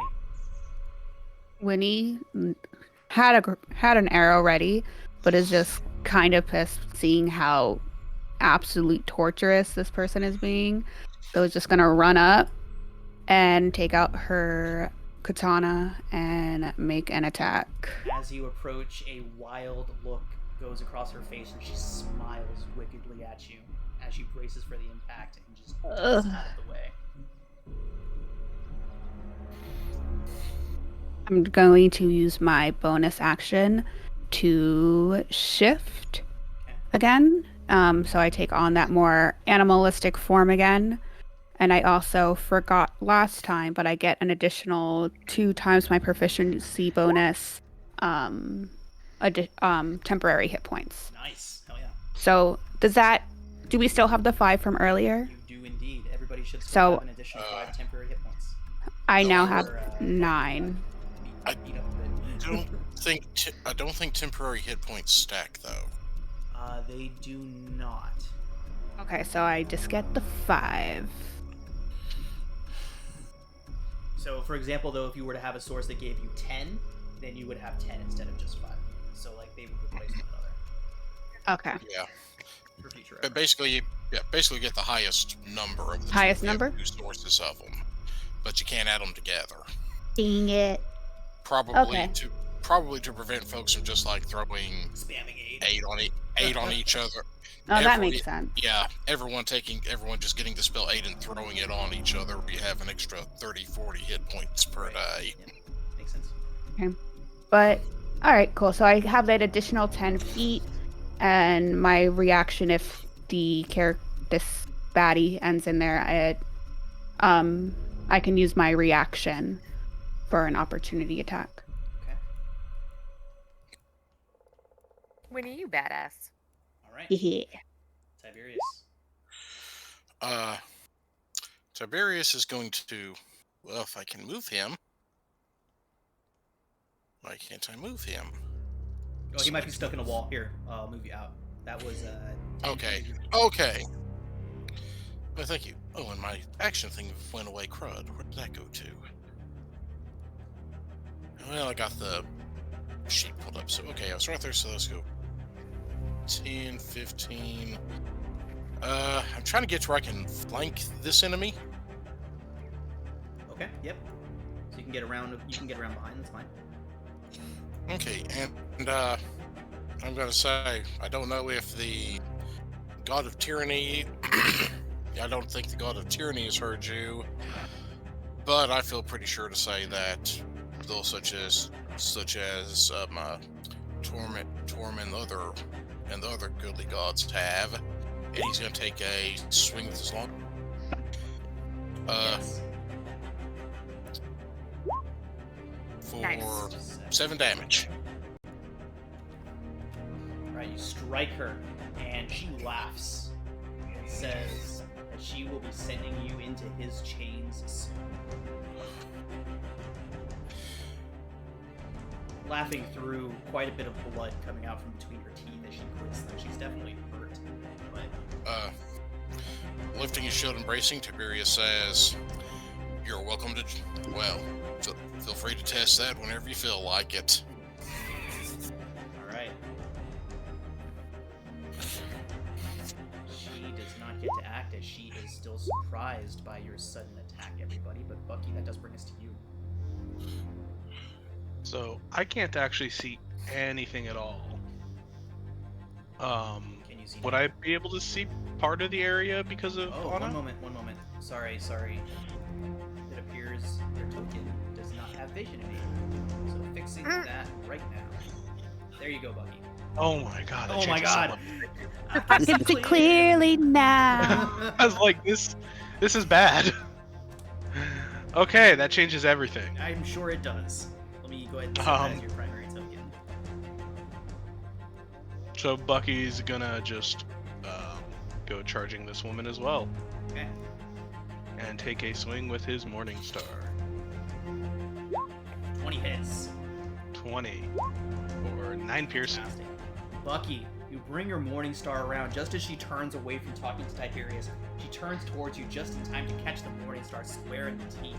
You all hear a sickening crack as her head slaps back. Oof. She falls back into the creek. Damn, Bucky. Oof. Well Ugh. struck. Guess we can't question her for anything. Yeah, it occurred to me right after I rolled damage. I thought you would have Lucky's took a little still more living than on, that. though. Okay. Is there anything?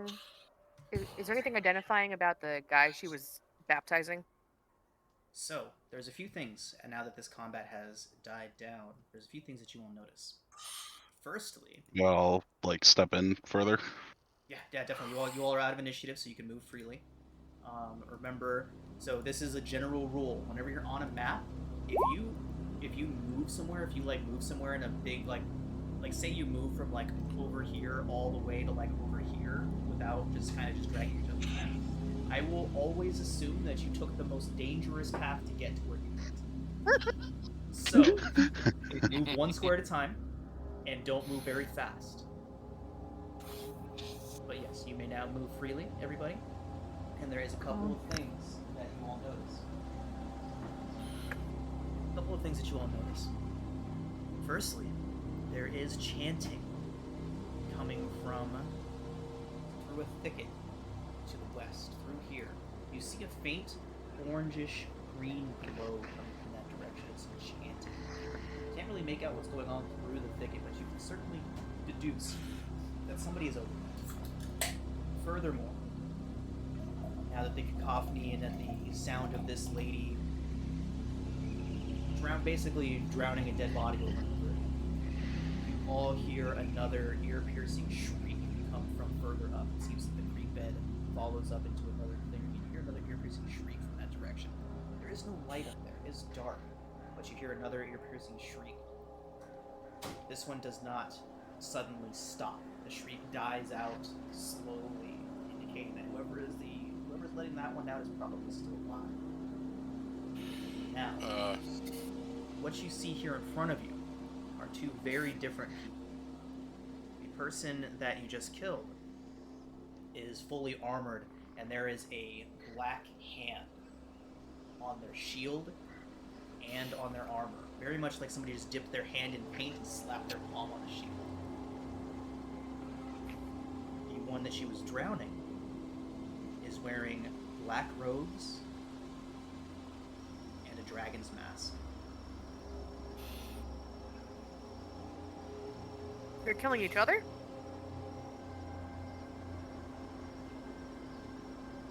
It definitely appeared that way. I hate cultists. They're so off the brain, I guess. So are they?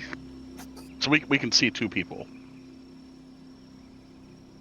Winnie's gonna drag the body that the other person was drowning onto the shore and kind of just search them for anything interesting, but also after done searching, kind of lay them peacefully to rest in a corner somewhere. Someone's screaming and dying. I'd rather stop that from happening. Yes. What do you think? You can come back and do this, I promise. Yeah. So can I see any of these cultists? From where you're at? No. Yeah, I don't think we have time for an in-depth investigation due to the sounds of And- torment occurring up. Anna, Does that do it? As you approach up to there, Anna, I need you to make a stealth check. Okie dokie. Winnie will understand what Tiberius and Anna are saying and nod in agreement, even though she wants to kind of lay the body to rest. No. Anna, you step forward through the creek, and you try to step onto a rock to kind of conceal your approach, but your foot slips off, and you make a loud splash. You, Anna, see in front of you pair of individuals. One of them is lying on what looks like a stone table, on an altar almost. Standing over him is another individual wearing a full black cloak. You cannot see this individual's face. Anna, as you look, they look towards you. The shrouded face snaps into your direction. You see this person look towards you. Bah. They immediately get the dagger and slit the man's throat on the table. And then this one slinks into the shadows behind.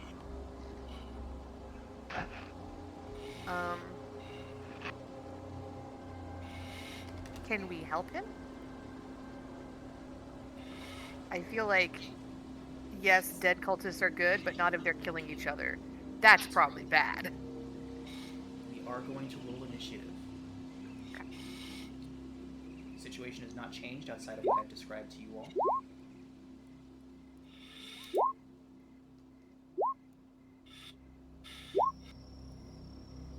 What are the chances I get 8.1 again? In initiative. Okay. Oh, I gotta click on my character and do it. Okay. That's what I was doing wrong.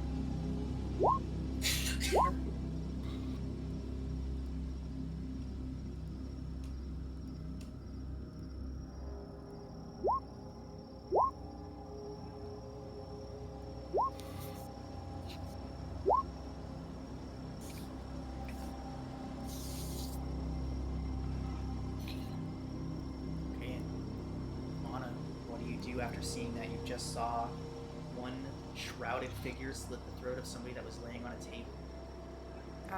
Well, that's never anything good when it comes to cultists, so Anna's going to move up,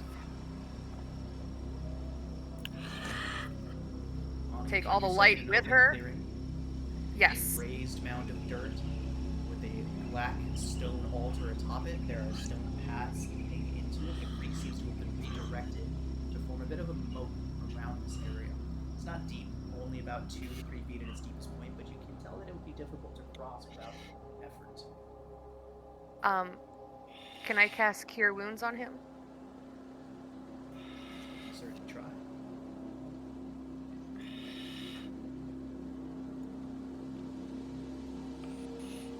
Okay.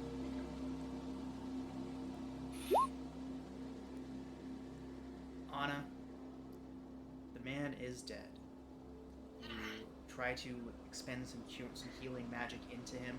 You see the wound around his throat beginning to start to knit itself back together. But as soon as it begins, it retreats. There is no life left in this man.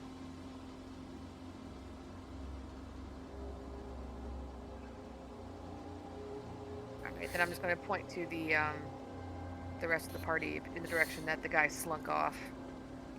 Okay. I don't see him.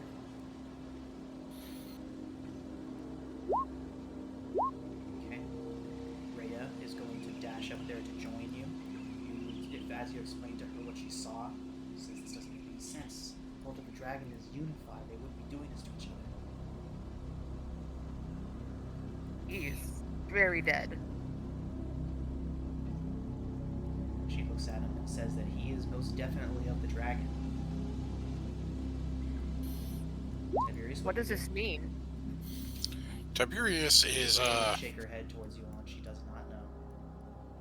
for starters, I'm going to start to move up this way. If I can figure out how to, because my source of light. I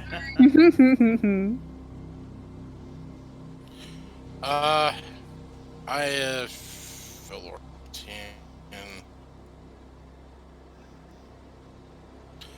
As I get closer, I'm going to light a torch as well. I'm sorry. Because I need to see more than just 10 feet around me, I think. Okay, stand by. Torch. That is better. Can you hold a torch with a shield? Negative. Did not think so. You'd have to sheathe your No, sword. but, yeah. Oh, yeah. But I figure if somebody rushes me, I can drop it draw a sword and then take a swing if I need to. Absolutely. I was just asking for myself. Yeah.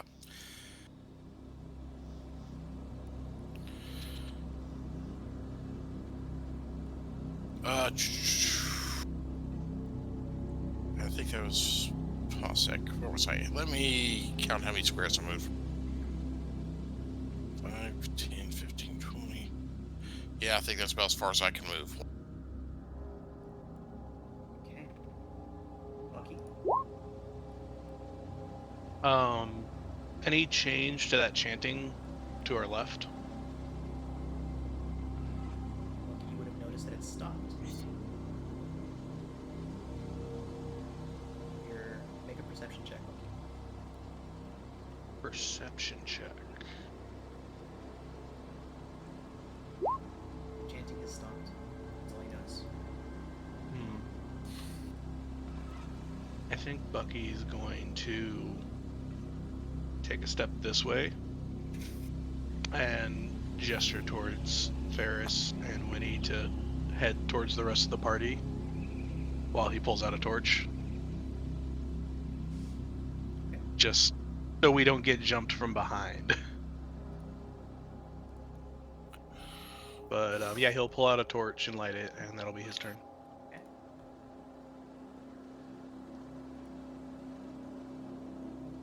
Winnie?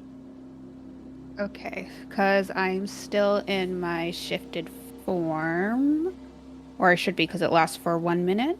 Okay, yep. I'm gonna move up to here using my full 40 feet of movement. Okay. And just wait. I'm gonna shout out quietly, but still, like, so she can hear me, to Anna. Where did you see him go? Which direction? She will point in this direction. He would, at least as far as the direction he slunk off in. He could have gone slunk anywhere off. from there. So I'm gonna use the rest of my, well, use my action to dash another 40 feet over to here. Kind of sticking to the shore. Keeping my eyes out for any movement into the trees, like smallest movement, I'm gonna flick my head to it. Awesome. Go ahead and make a perception check. Okay. Stand by.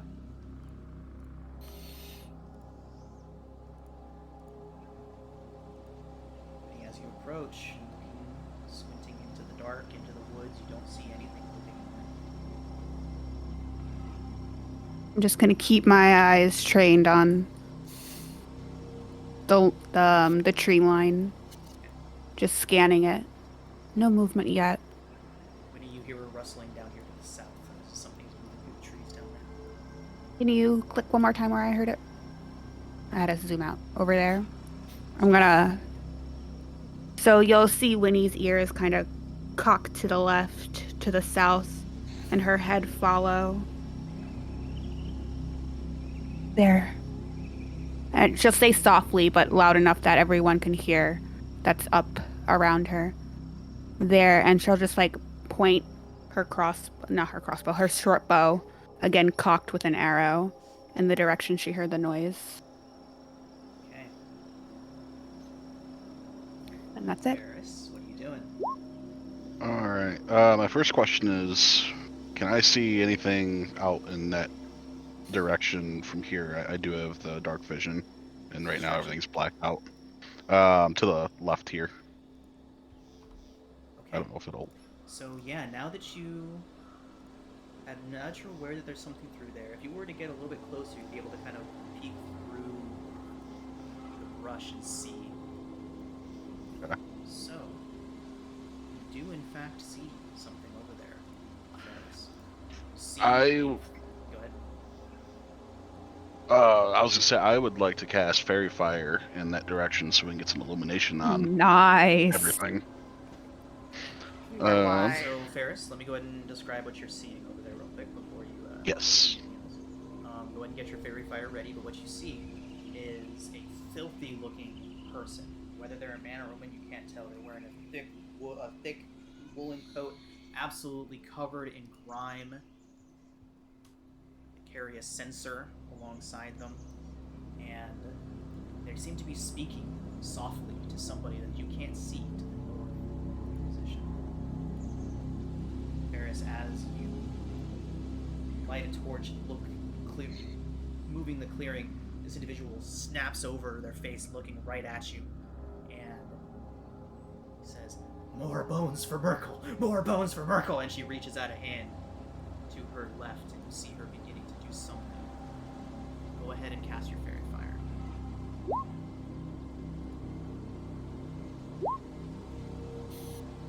Bucky, you would have heard that more bones for Merkel, and being proficient in religion, would recognize the name I am Merkel not. as one of the gods of death and the undead.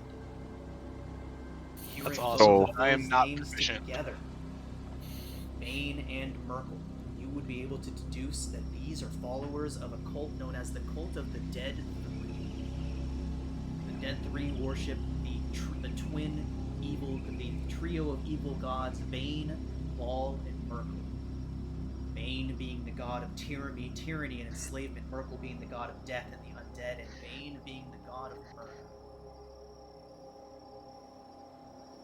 One more time, what was the name of the cult? The Cult of the Dead Three. Okay. Now, Ferris, you cast Fairy Fire at the cultist of Merkel. Yes, I raise my staff, and from it, a violet light erupts from it to envelop anything within a 20-foot cube. Let's see. Objects in range, and then any creature in the area when the spell is cast is also outlined. So If they fail, dexterity saving throw then. Yes. And here we go.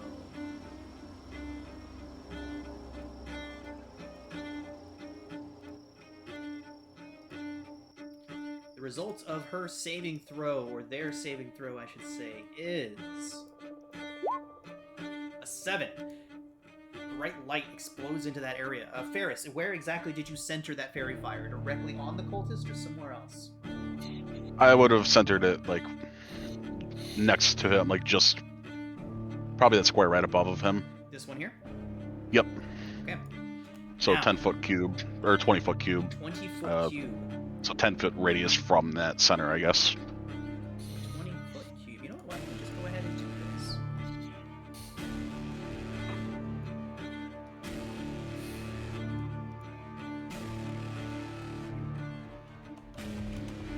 How do you do that thing where you're making it mark where you're pointing? You just click You on it. hold. Ah! Nice. Yeah, right there.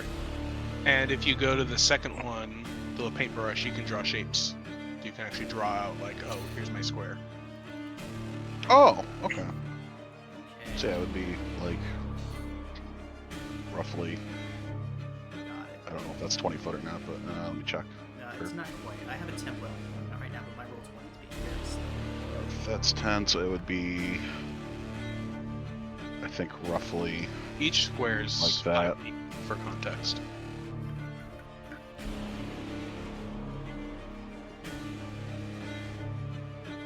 Okay. Right. So, out of sight, you all hear rustling in the bushes. Your fairy fire has caught somebody unseen, and they dodge out of the way.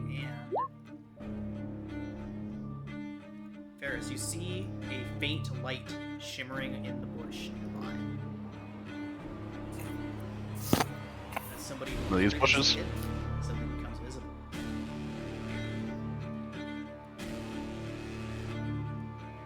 do that again. Oh, okay. Is that the direction kind of where I heard It the is. rustling? It is. And now that you are focused on it, through the trees and through the brush, you can see some faint purple glow where you heard that noise. She's just gonna smirk and ready her bow. Okay. Ferris, is that going to end your turn? I can't attack or anything, can I? because I used Fairy Fairy Fire. That's does my use your action. action. Okay, so yeah, I can't use Ray of Frost or anything. I just call out to Bucky next to me. It's like, oh, there's one there, and I think I see one just further up the way here in the bushes. Noted. Eris, as this individual erupts in light and you can see them, move, they kind of look up, and in a whispering voice that somehow carries through, you hear them whisper, "We're under attack." Oh. And at that moment, Winnie, to the north of you, you see somebody slink out from the brush. They move lightly, almost like a shadow themselves. They slink out, and you get a faint glint of what looks like teeth, but they're too high up in the figure. Bone exposed in a weird location on the faces, as their face kind of turns towards the torchlight just briefly, and you see what looks like an overly distended smile as they pull a wickedly curved blade from their side and slowly, methodically close the distance with you, and in a fluid motion stab at you. Winnie, that is a 19 to hit. So Winnie, as this individual strikes out at you, it's almost in slow motion how smoothly they're moving. And as they go, shadows seem to draw towards them, pulling away from their body, almost like tendrils moving along them. And it goes towards the tip of the blade, coating the tip of the blade in shadow and extending the tip outward as it plunges into you. Winnie, you take 4 piercing. You can feel the shadows widening the wound and piercing even deeper. You are vulnerable to piercing damage from what close to this individual. You take 8 piercing. Do I take an total 8 piercing? Total of 8 piercing. Okay, so I'm at 2 hit points right now. Cool. Whoa, did you? Oh, with my take off your temporary. did you take off your 10 hit points first? Yeah. I forgot about that. Okay. So you said 8? 8 total, yes. Okay. Was 5, 3, so 7. 7 hit points. Cool. I'm gonna use my reaction with my Swift Strider. Okay. I made a mistake earlier because he's ending his turn. Is he ending his turn? Yes, he is. Okay, because he's within 5 feet in front of me. I can use 10 feet as a reaction to move away without provoking an opportunity attack from him. Fantastic. Winnie, in the brief moment before you move away, you get a better glimpse of this individual. It's almost like the skin has been removed from around his lips, all the way up to his upper cheekbone on his right side. Scars cover his individual's face. Winnie's just gonna stare and be like, "Be careful! Don't let them stab you." They do something and just kind of backflip away 10 feet. Winnie, the shadows surrounding this individual kind of reach out towards you, but as you get away from them, you can see that they can't quite reach you. It's almost like a shadowy aura surrounds this individual. You are outside of its range, though. Cool. And I'm just gonna be holding, like, the area that he hit me. Okay. Rhea, now, seeing all of this, she is going to take up some cover behind this thing here, behind the altar, and she's going to she's going to steady her heavy crossbow against the individual who just stabbed Winnie, and let loose a bolt. 7 goes wide, unfortunately, and she begins preparing to shoot another one. But for now, that does bring us to Anna. Anna is going to move to just over here, which should be out of his spooky range. Fire is going to appear in her hand, and she's going to lob it at him. Ah! That was not going to a grotesque failure. Would 14 do it? 14. I would like to use my session, please. Okay, fantastic.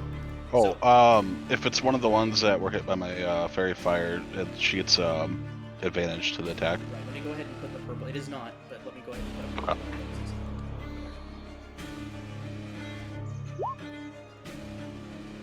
Okay, so 1d8. 1d8? Yes, okay. checking something. Okay, you can press the produce flame in the chat bar. Okay. You can press it. Sorry, thank you. Oh, sorry. There you go. 2. Alright. So, a mote of fire flies out towards this individual. They whip their attention towards you, and their robe catches fire for a bit. And the portion of them that's lit up is the upper cloak, and that begins to burn away. They throw it back, and you can see on a grotesque display of self-mutilation. This individual has removed his upper lips and his left ear. Most of the skin to that portion of his face is removed. We do not like this.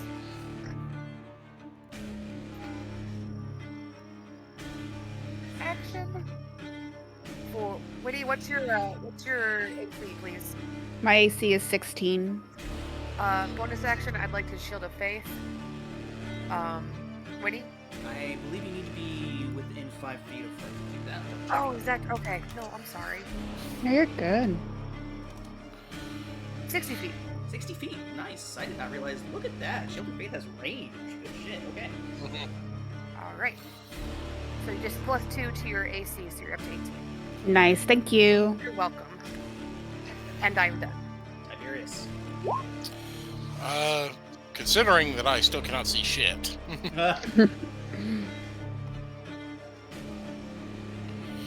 I'm going to move up to here near where my ally is for a torch over here so I can see. And I'm just sticking in an adjacent square just so I can... Well, there's something.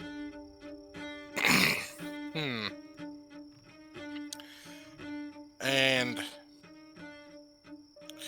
when he have said that this thing has some sort of nest or effect thing, so can I drop my torch and bring up my crossbow? You can indeed. Okay. So just as a point of order, everybody, I do allow weapon swapping once per turn as a free action. But for example, like say you had multi-attack, you could take a swing with your sword, pull your crossbow, take a shot, put your crossbow away, pull your sword back out. That's too much, but you can switch weapons once during the turn. And dropping a torch and drawing a sword does work. Well, in his case, he's going to draw out the crossbow because when he has some sort of weird effect he has if you're up close. Okay. So let's see how this goes. Does a 19 hit him? Does strike this individual squarely in the chest. Cool. Take off the 2 because 2 is obviously no dueling with a light crossbow. You are on fire. All of you are on fire for damage tonight. Fantastic. And then he's going to utilize his bonus action to reload it for next time. In case it stays far enough away, he gets to use it again. Fantastic. He doubts it, but you never know. Okay. Lucky. So I guess Bucky's gonna kind of look at Ferris and be like, well, it's just you and me here. Let's make this quick and get to the rest of our group and charge up towards this person. Can I move through that space? Yep. Okay. I can't see.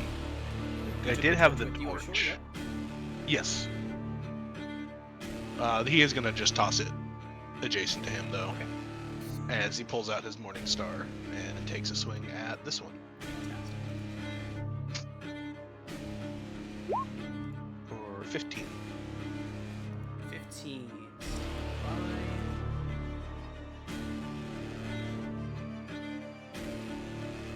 15 does hit.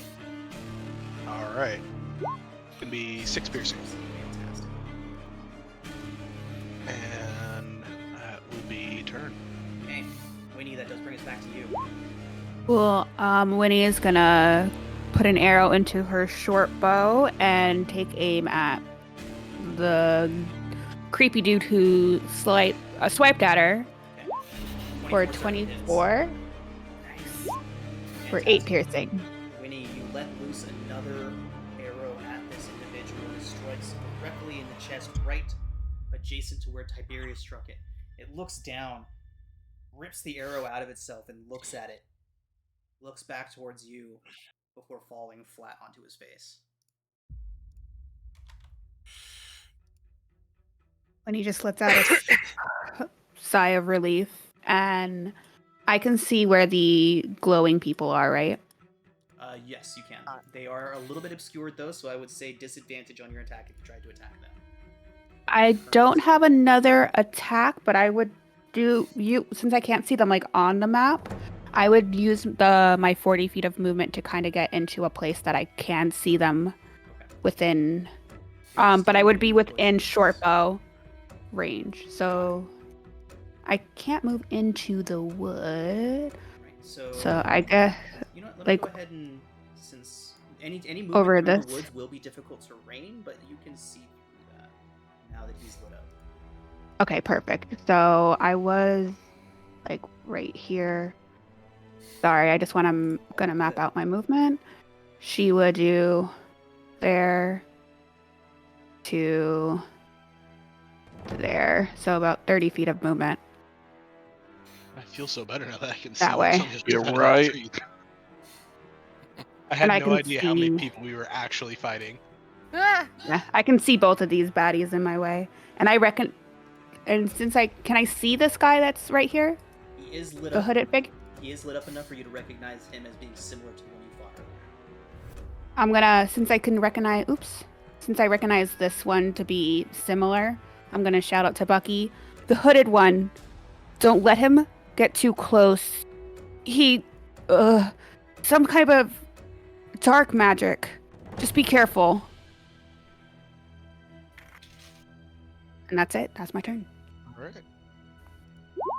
Bucky, the individual in front of you, drops what looks to be a skull filled with concrete or some sort of stony material attached to a chain down beside them. Begin to swing it.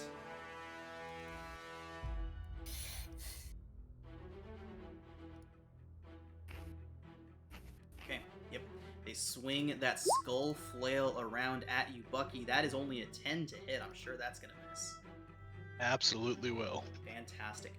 Now, as their left hand is still extended out to the side of them, you can see a pile of what looks like freshly bleached bones. A few of them still have bits and pieces of fabric that look like they might have belonged to the dragon cultists attached to them.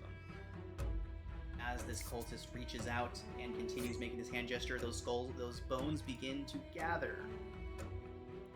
And they stand up, Bucky, and move up towards you. Run away, Bucky. Bucky, that skeletal figure lashes out at you with a short sword, and that is a 20 to hit, Bucky. That will hit. For 6 piercing you take. Ouch. Bucky's not looking great. Ferris, you see this. You are up. All right. Ferris is going to stay right where he's at, and he is going to hold up his staff, and he is going to cast Ray of Frost. He holds up his staff. This one's probably now.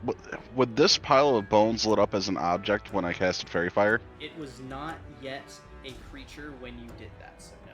Gotcha. Okay. So yeah, he's gonna cast that for You I guess. do have your sessional though, if you wanted to use it.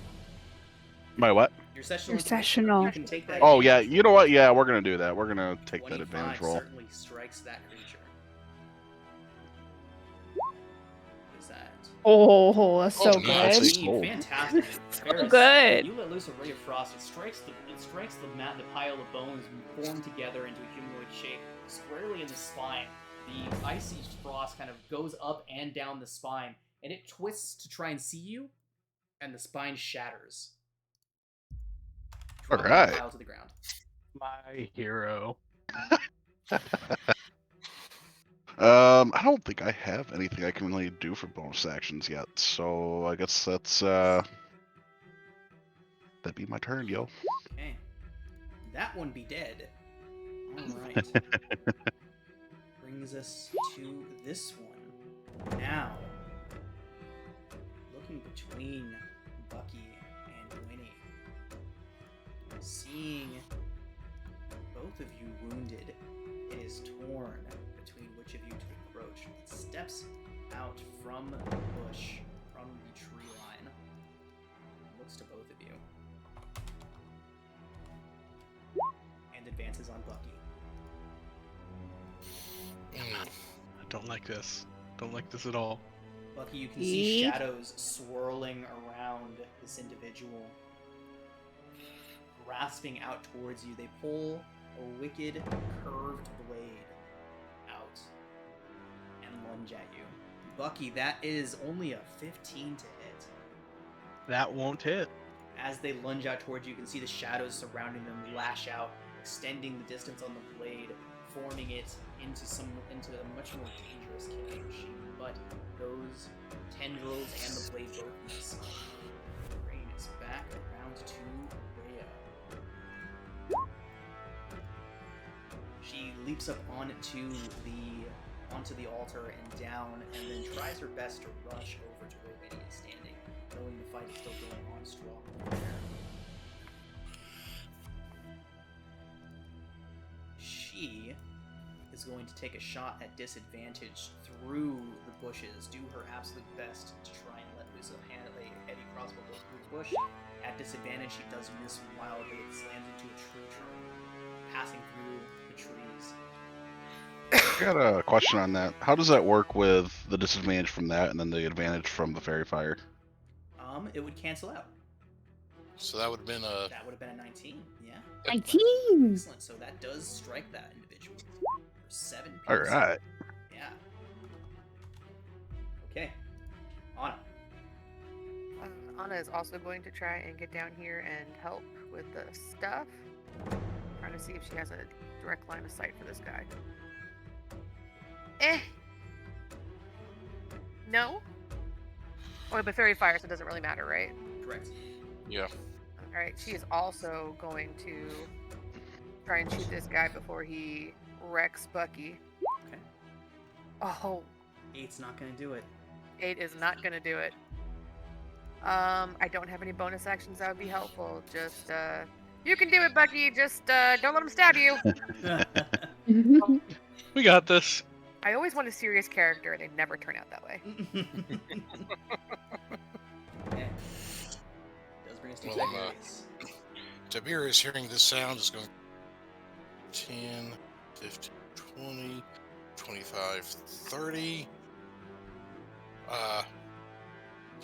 Does have clear lines of sight, and with the torches there, I'm not going to bother moving that one. Which I'm going to. I already prepared that light crossbow to shoot, so I'm going to shoot the guy in the cloak.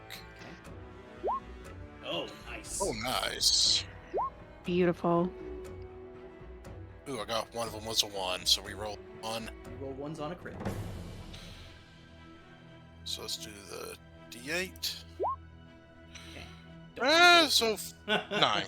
Alright, So 9 total damage. fantastic. So this arrow strikes through the back of this individual's head. They snap forward, and they fall backward. As this one falls, the cloak also falls away from you. And you can see this one seems to have intentionally scalped himself. His skull is bare from the top of his head.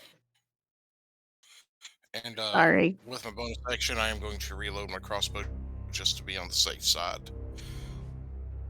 Even though I anticipate running up and going with my sword next time if I can, but just in case. That does bring us back to Bucky. I think Bucky's gonna just sit tight where he is and take another swing at this guy who's summoning skeletons. Jeez, all the crits tonight. Wow. Okay. Nice, man. For Is that ooh, 15? Okay, Bucky. Yeah. 15 piercing. How do you take out the cultist of purple?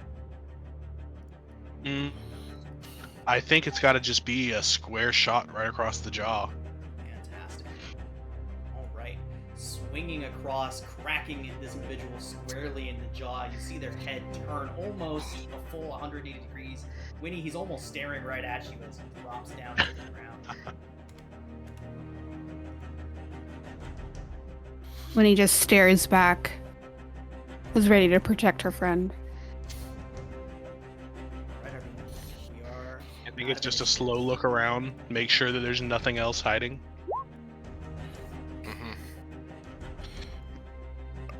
Mm-hmm. Yeah. Rose is silent. I would also argue for a brief check of these various cultists to see what stuff they have on. Agreed. Possible clue as to. Can I we get use some lay on clue. hands? Yeah, we're out of initiative, so you all can act freely. I'm gonna give myself 4 points from lay on hands.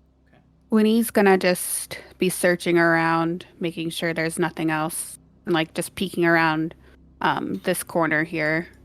Okay. When Ferris you is go around gonna- that corner, you do first see what looks like a man standing in the path just up here.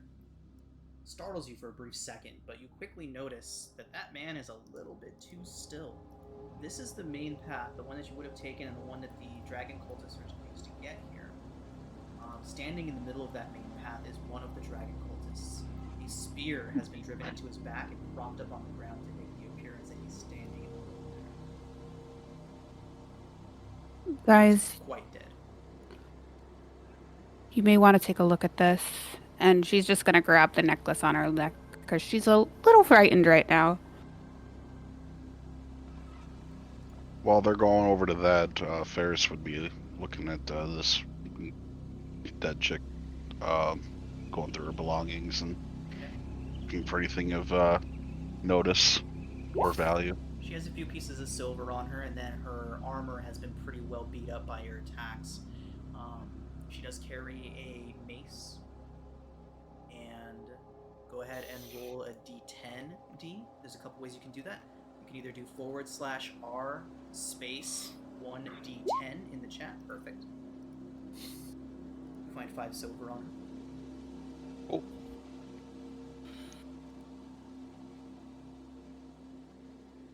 And I Bucky's correctly just added gonna that to my- use divine sense over here. Okay. Bucky, you do not sense any fiends or undead. Noted. Thank you. Or sorcerers, for that matter. Is there anything that is found on any these two cultists over here?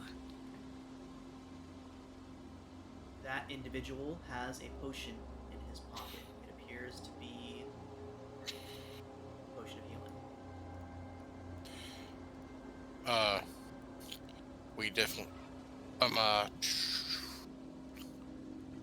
I know that both Bucky and we'll spit it out.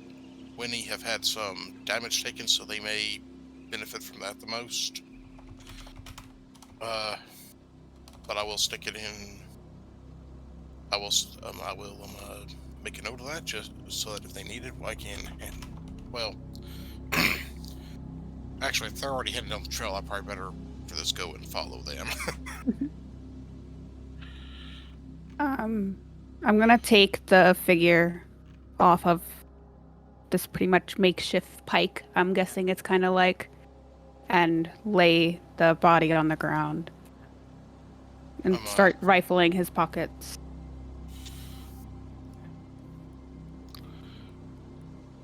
As you go through that individual's pockets, you find nothing. It appears that somebody has already beat you to the punch. Actually, yeah, probably better also check this one up here too, just in case. Because if there's another healing potion, we may need it. Yeah, were his eyes open or were they closed? They were closed.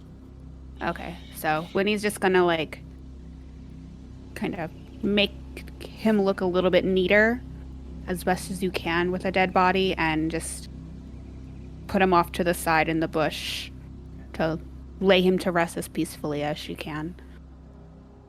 Bucky's just standing on guard, I guess, listening, watching.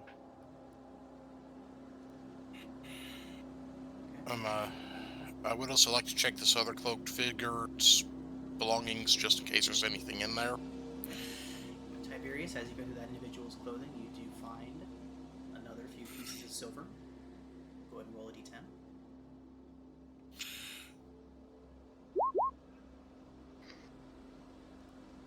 Find 8 silver pieces. Okay, pieces of silver. As well as another potion of healing.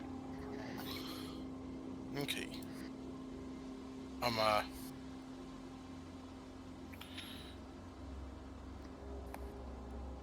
Oh gosh, I forgot the name of this NPC who was coming with us. One up Rhea. here. Rhea? Rhea Mantlemorn.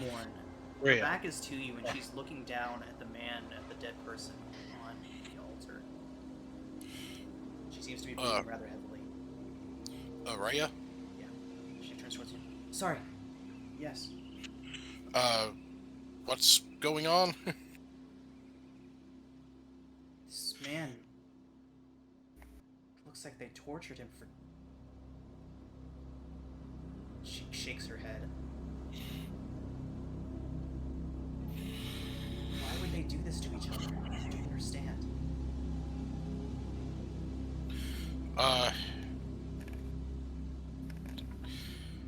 Well, much like well, consider this, Rhea. Even amongst individuals such as ourselves who strive to bring light into this world,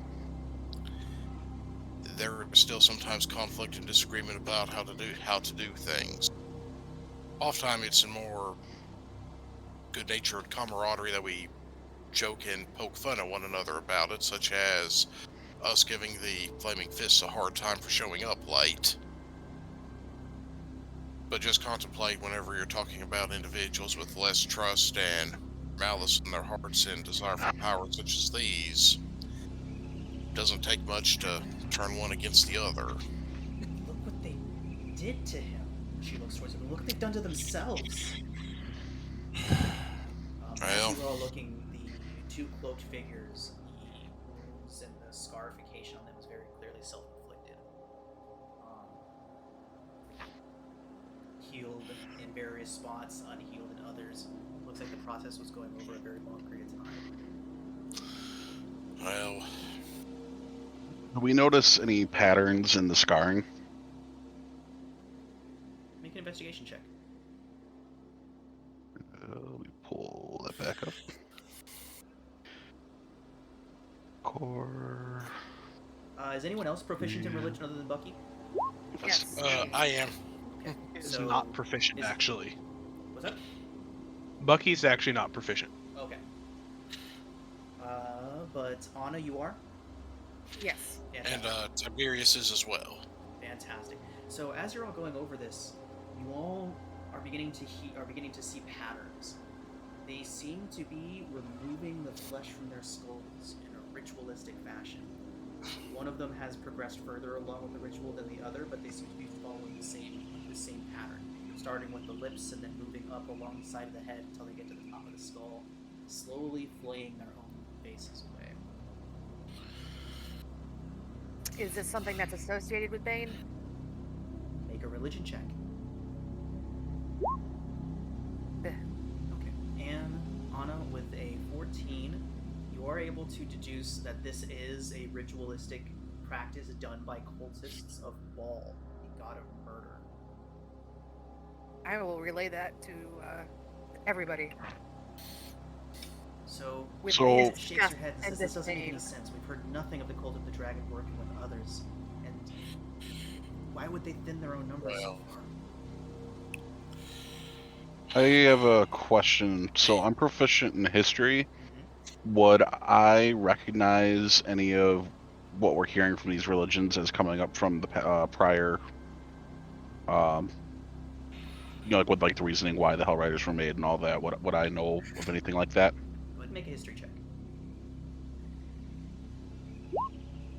Oof. With an 11, you don't get any direct connections between these guys and the Hellriders, but with an 11, you do remember hearing rumors of a cult starting to cause problems in Baldur's Gate. The cult that you've heard the name of before is in fact the cult of the Dead Three. Might be bigger than we initially thought. I don't think these are the same two cults. Absolutely. Yeah, I come up and mention that to everybody that's over here as I walk past. I don't know if Tiberius and Ray can hear So our that. positions on the map are abstract at the moment. We can assume, you can just say that you tell people, we'll assume that you Okay. walked where you need to walk, all that good stuff. Now, as you say that, Rhea kind of looks around and she sees something clutched in the man on the altar's hand. A slip of paper covered in blood. She reaches out and pulls it from his grip. He had a death grip on it. Says, they weren't even torturing him for information. He had this, and they didn't even take it from him. And she opens it up. She starts to read. It says, head to the bathhouse in Baldur's Gate and retrieve our queen's stolen treasure. The bathhouse is located in the northern portion of the lower city. It has a walled garden and frolicking nymphs carved into its gates. If Duke Van Thamper thinks she can use our queen's treasure to buy the loyalty of the Cult of the Dead Three, she is sorely mistaken. Oh. I'll be looking for you in Baldur's Gate when I arrive. Bring the treasure to me, or Ultis will come for you. It is signed with the Cult of the Dragon's insignia and the name Wormspeaker Remiz. She hands the note to you, Tiberius. Who will come for you? You said Ultis? Ultis. Is that familiar in any? Can I do a check? It's safe to say that none of you would be familiar with that name. Okay, cool. Thank you. Actually, you know what? We'll go ahead and do a check. Go ahead and roll a history check. Wow, I was gonna say that's gonna be a high DC. So you do recognize the name Ultis. The name Ultis is, you've heard it in circles before. They are a hitman for the Cult of the Dragon. Oh boy. I'm going to relay that information immediately. So now we know there's 3 cults involved. There's Cult of the Dead Threes, the Cultist of Baal, and now Cult of the Dragon. The Cult of the Dead Three encompasses Baal, Bane, and Merkel. Okay. All 3 of them are in play then. Here we go. Mhm. Are these have they worked together in the past, or have they previously been kind of not cooperative? Anna, with your 22 history check, you would know that the Cult of the Dragon does not work with other groups, period. They are Okay, so singular big stuff mind. going down. And Okay, it is cool. even more of a stretch that the Cult of the Dead Three work with others. They are a cult of madmen, psychopaths, and extremely violent degenerates. Okay. I'm going to relay that as well to the group, that this is very, very bad. Well, it appears that something is supposed to have been brought to Baldur's Gate. What that treasure is, we don't know, and we don't know if these guys even had it or if they were tasked to get it. It sounds to me like we need to go to my home and maybe set up camp in Baldur's Gate and check out this bathhouse. Now, Ferris, with your knowledge of Baldur's Gate, one name stuck out to you specifically. The name Van Thamper. They are a wealthy family that has recently come into wealth. Within the past year, they have become extraordinarily wealthy.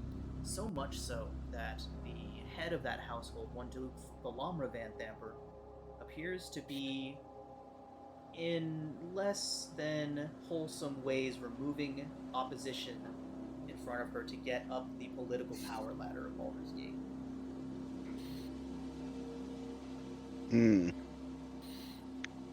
So I would mention that to everybody, and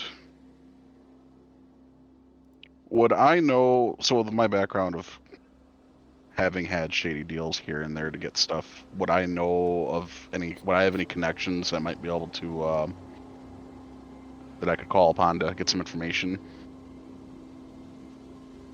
Possibly when you get into Baldur's Gate. Okay. We'll have to explore that option then. In the meantime, Rhea's face has been darkening throughout this entire thing. She says, "This isn't right. This is all wrong. This is bigger than us. We have to get back. We have to talk to Froome, Raven Guard, the Light Ward. We have to let them know what's happening here. They'll know what to do." Seconded. Go. Yeah, this just became a lot more complicated than we thought. I mean, we thought we were just dealing with one cult, but it looks like there's two. I think we Three, should and they're organized. search. Sorry. I think we should search the area to see if there is a treasure here that. Because it sounds like one of them were supposed to have something theoretically. Can we search the surrounding area? Yeah, go ahead and make investigation or survival, whichever you all are proficient with. We will allow 2 different individuals to make this check, so one more. Efficient Who else wants to go investigation. for Who survival wants to do the second investigation? one? I can do Uh, survival? +2? I have a plus He's 3 in got a- survival. Yeah, same. All right, I'll do survival.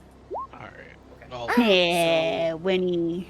So, Ferris, as you're looking And- around, you do notice that there was once, about maybe 2 days ago, a large accumulation of treasure here.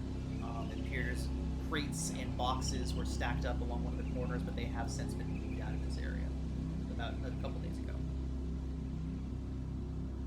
Bathhouse Hmm. thing has already happened.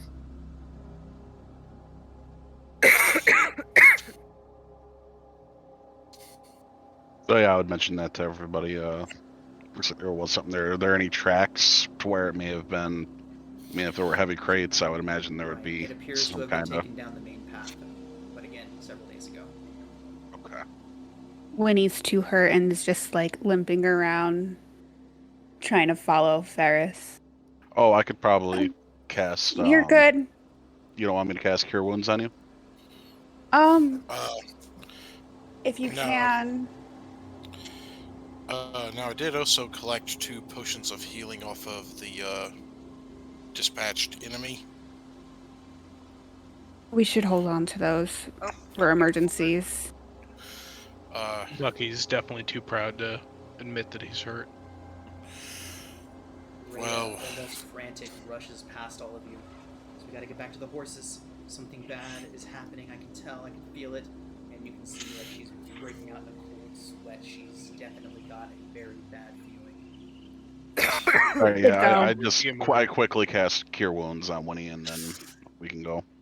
Okay, so let's go. Okay. Woo! You all get That's back. all my spell slots. You all get back to your horses Thank you. and begin.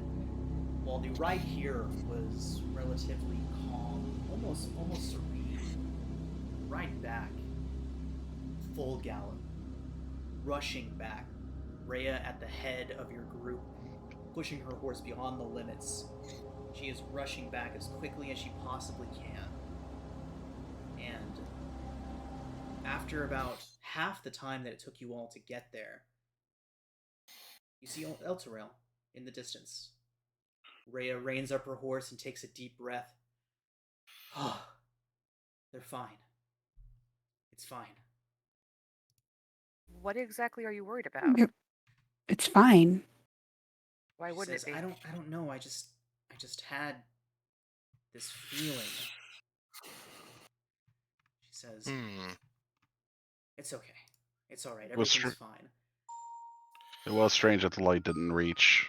And as she says that, you all feel the ground shift violently beneath your feet. An earthquake of monumental proportions for a split second knocks a couple of you from your horses. You begin to hear the cries of horrified citizens and children fill the air. Winnie's gonna start taking off. As you ride forward, Rhea Bucky will follow. gets back onto her mount and joins you, rushing forward. Like full gallop, full sprint, because you just hear Winnie yelling, Colton! Sestra! I'm coming! Bucky's following. A Yeah, blast so- of heat as the material plane splits open before you. The companion forms this jet black hole above Elturel, shifting. Instead of pouring light around it, is pulling all the light into it. The stars above it seem to dim and then blink out as the companion and Elturel are ripped into a hellish void that is suddenly opening beneath the city. You see rocks crumbling. One of the towers of the High Hall collapses. You all see massive flaming chains erupt around the city, one at a time, until 8 pylons rise up around and chains begin to lash down into the city. Smoke and fire erupt from different locations where these chains lash in and begin to drag the city into Avernus. The inferno is blinding and accompanied by a deafening blast that stifles the pleading screams of those trapped within the city. Silence and stillness.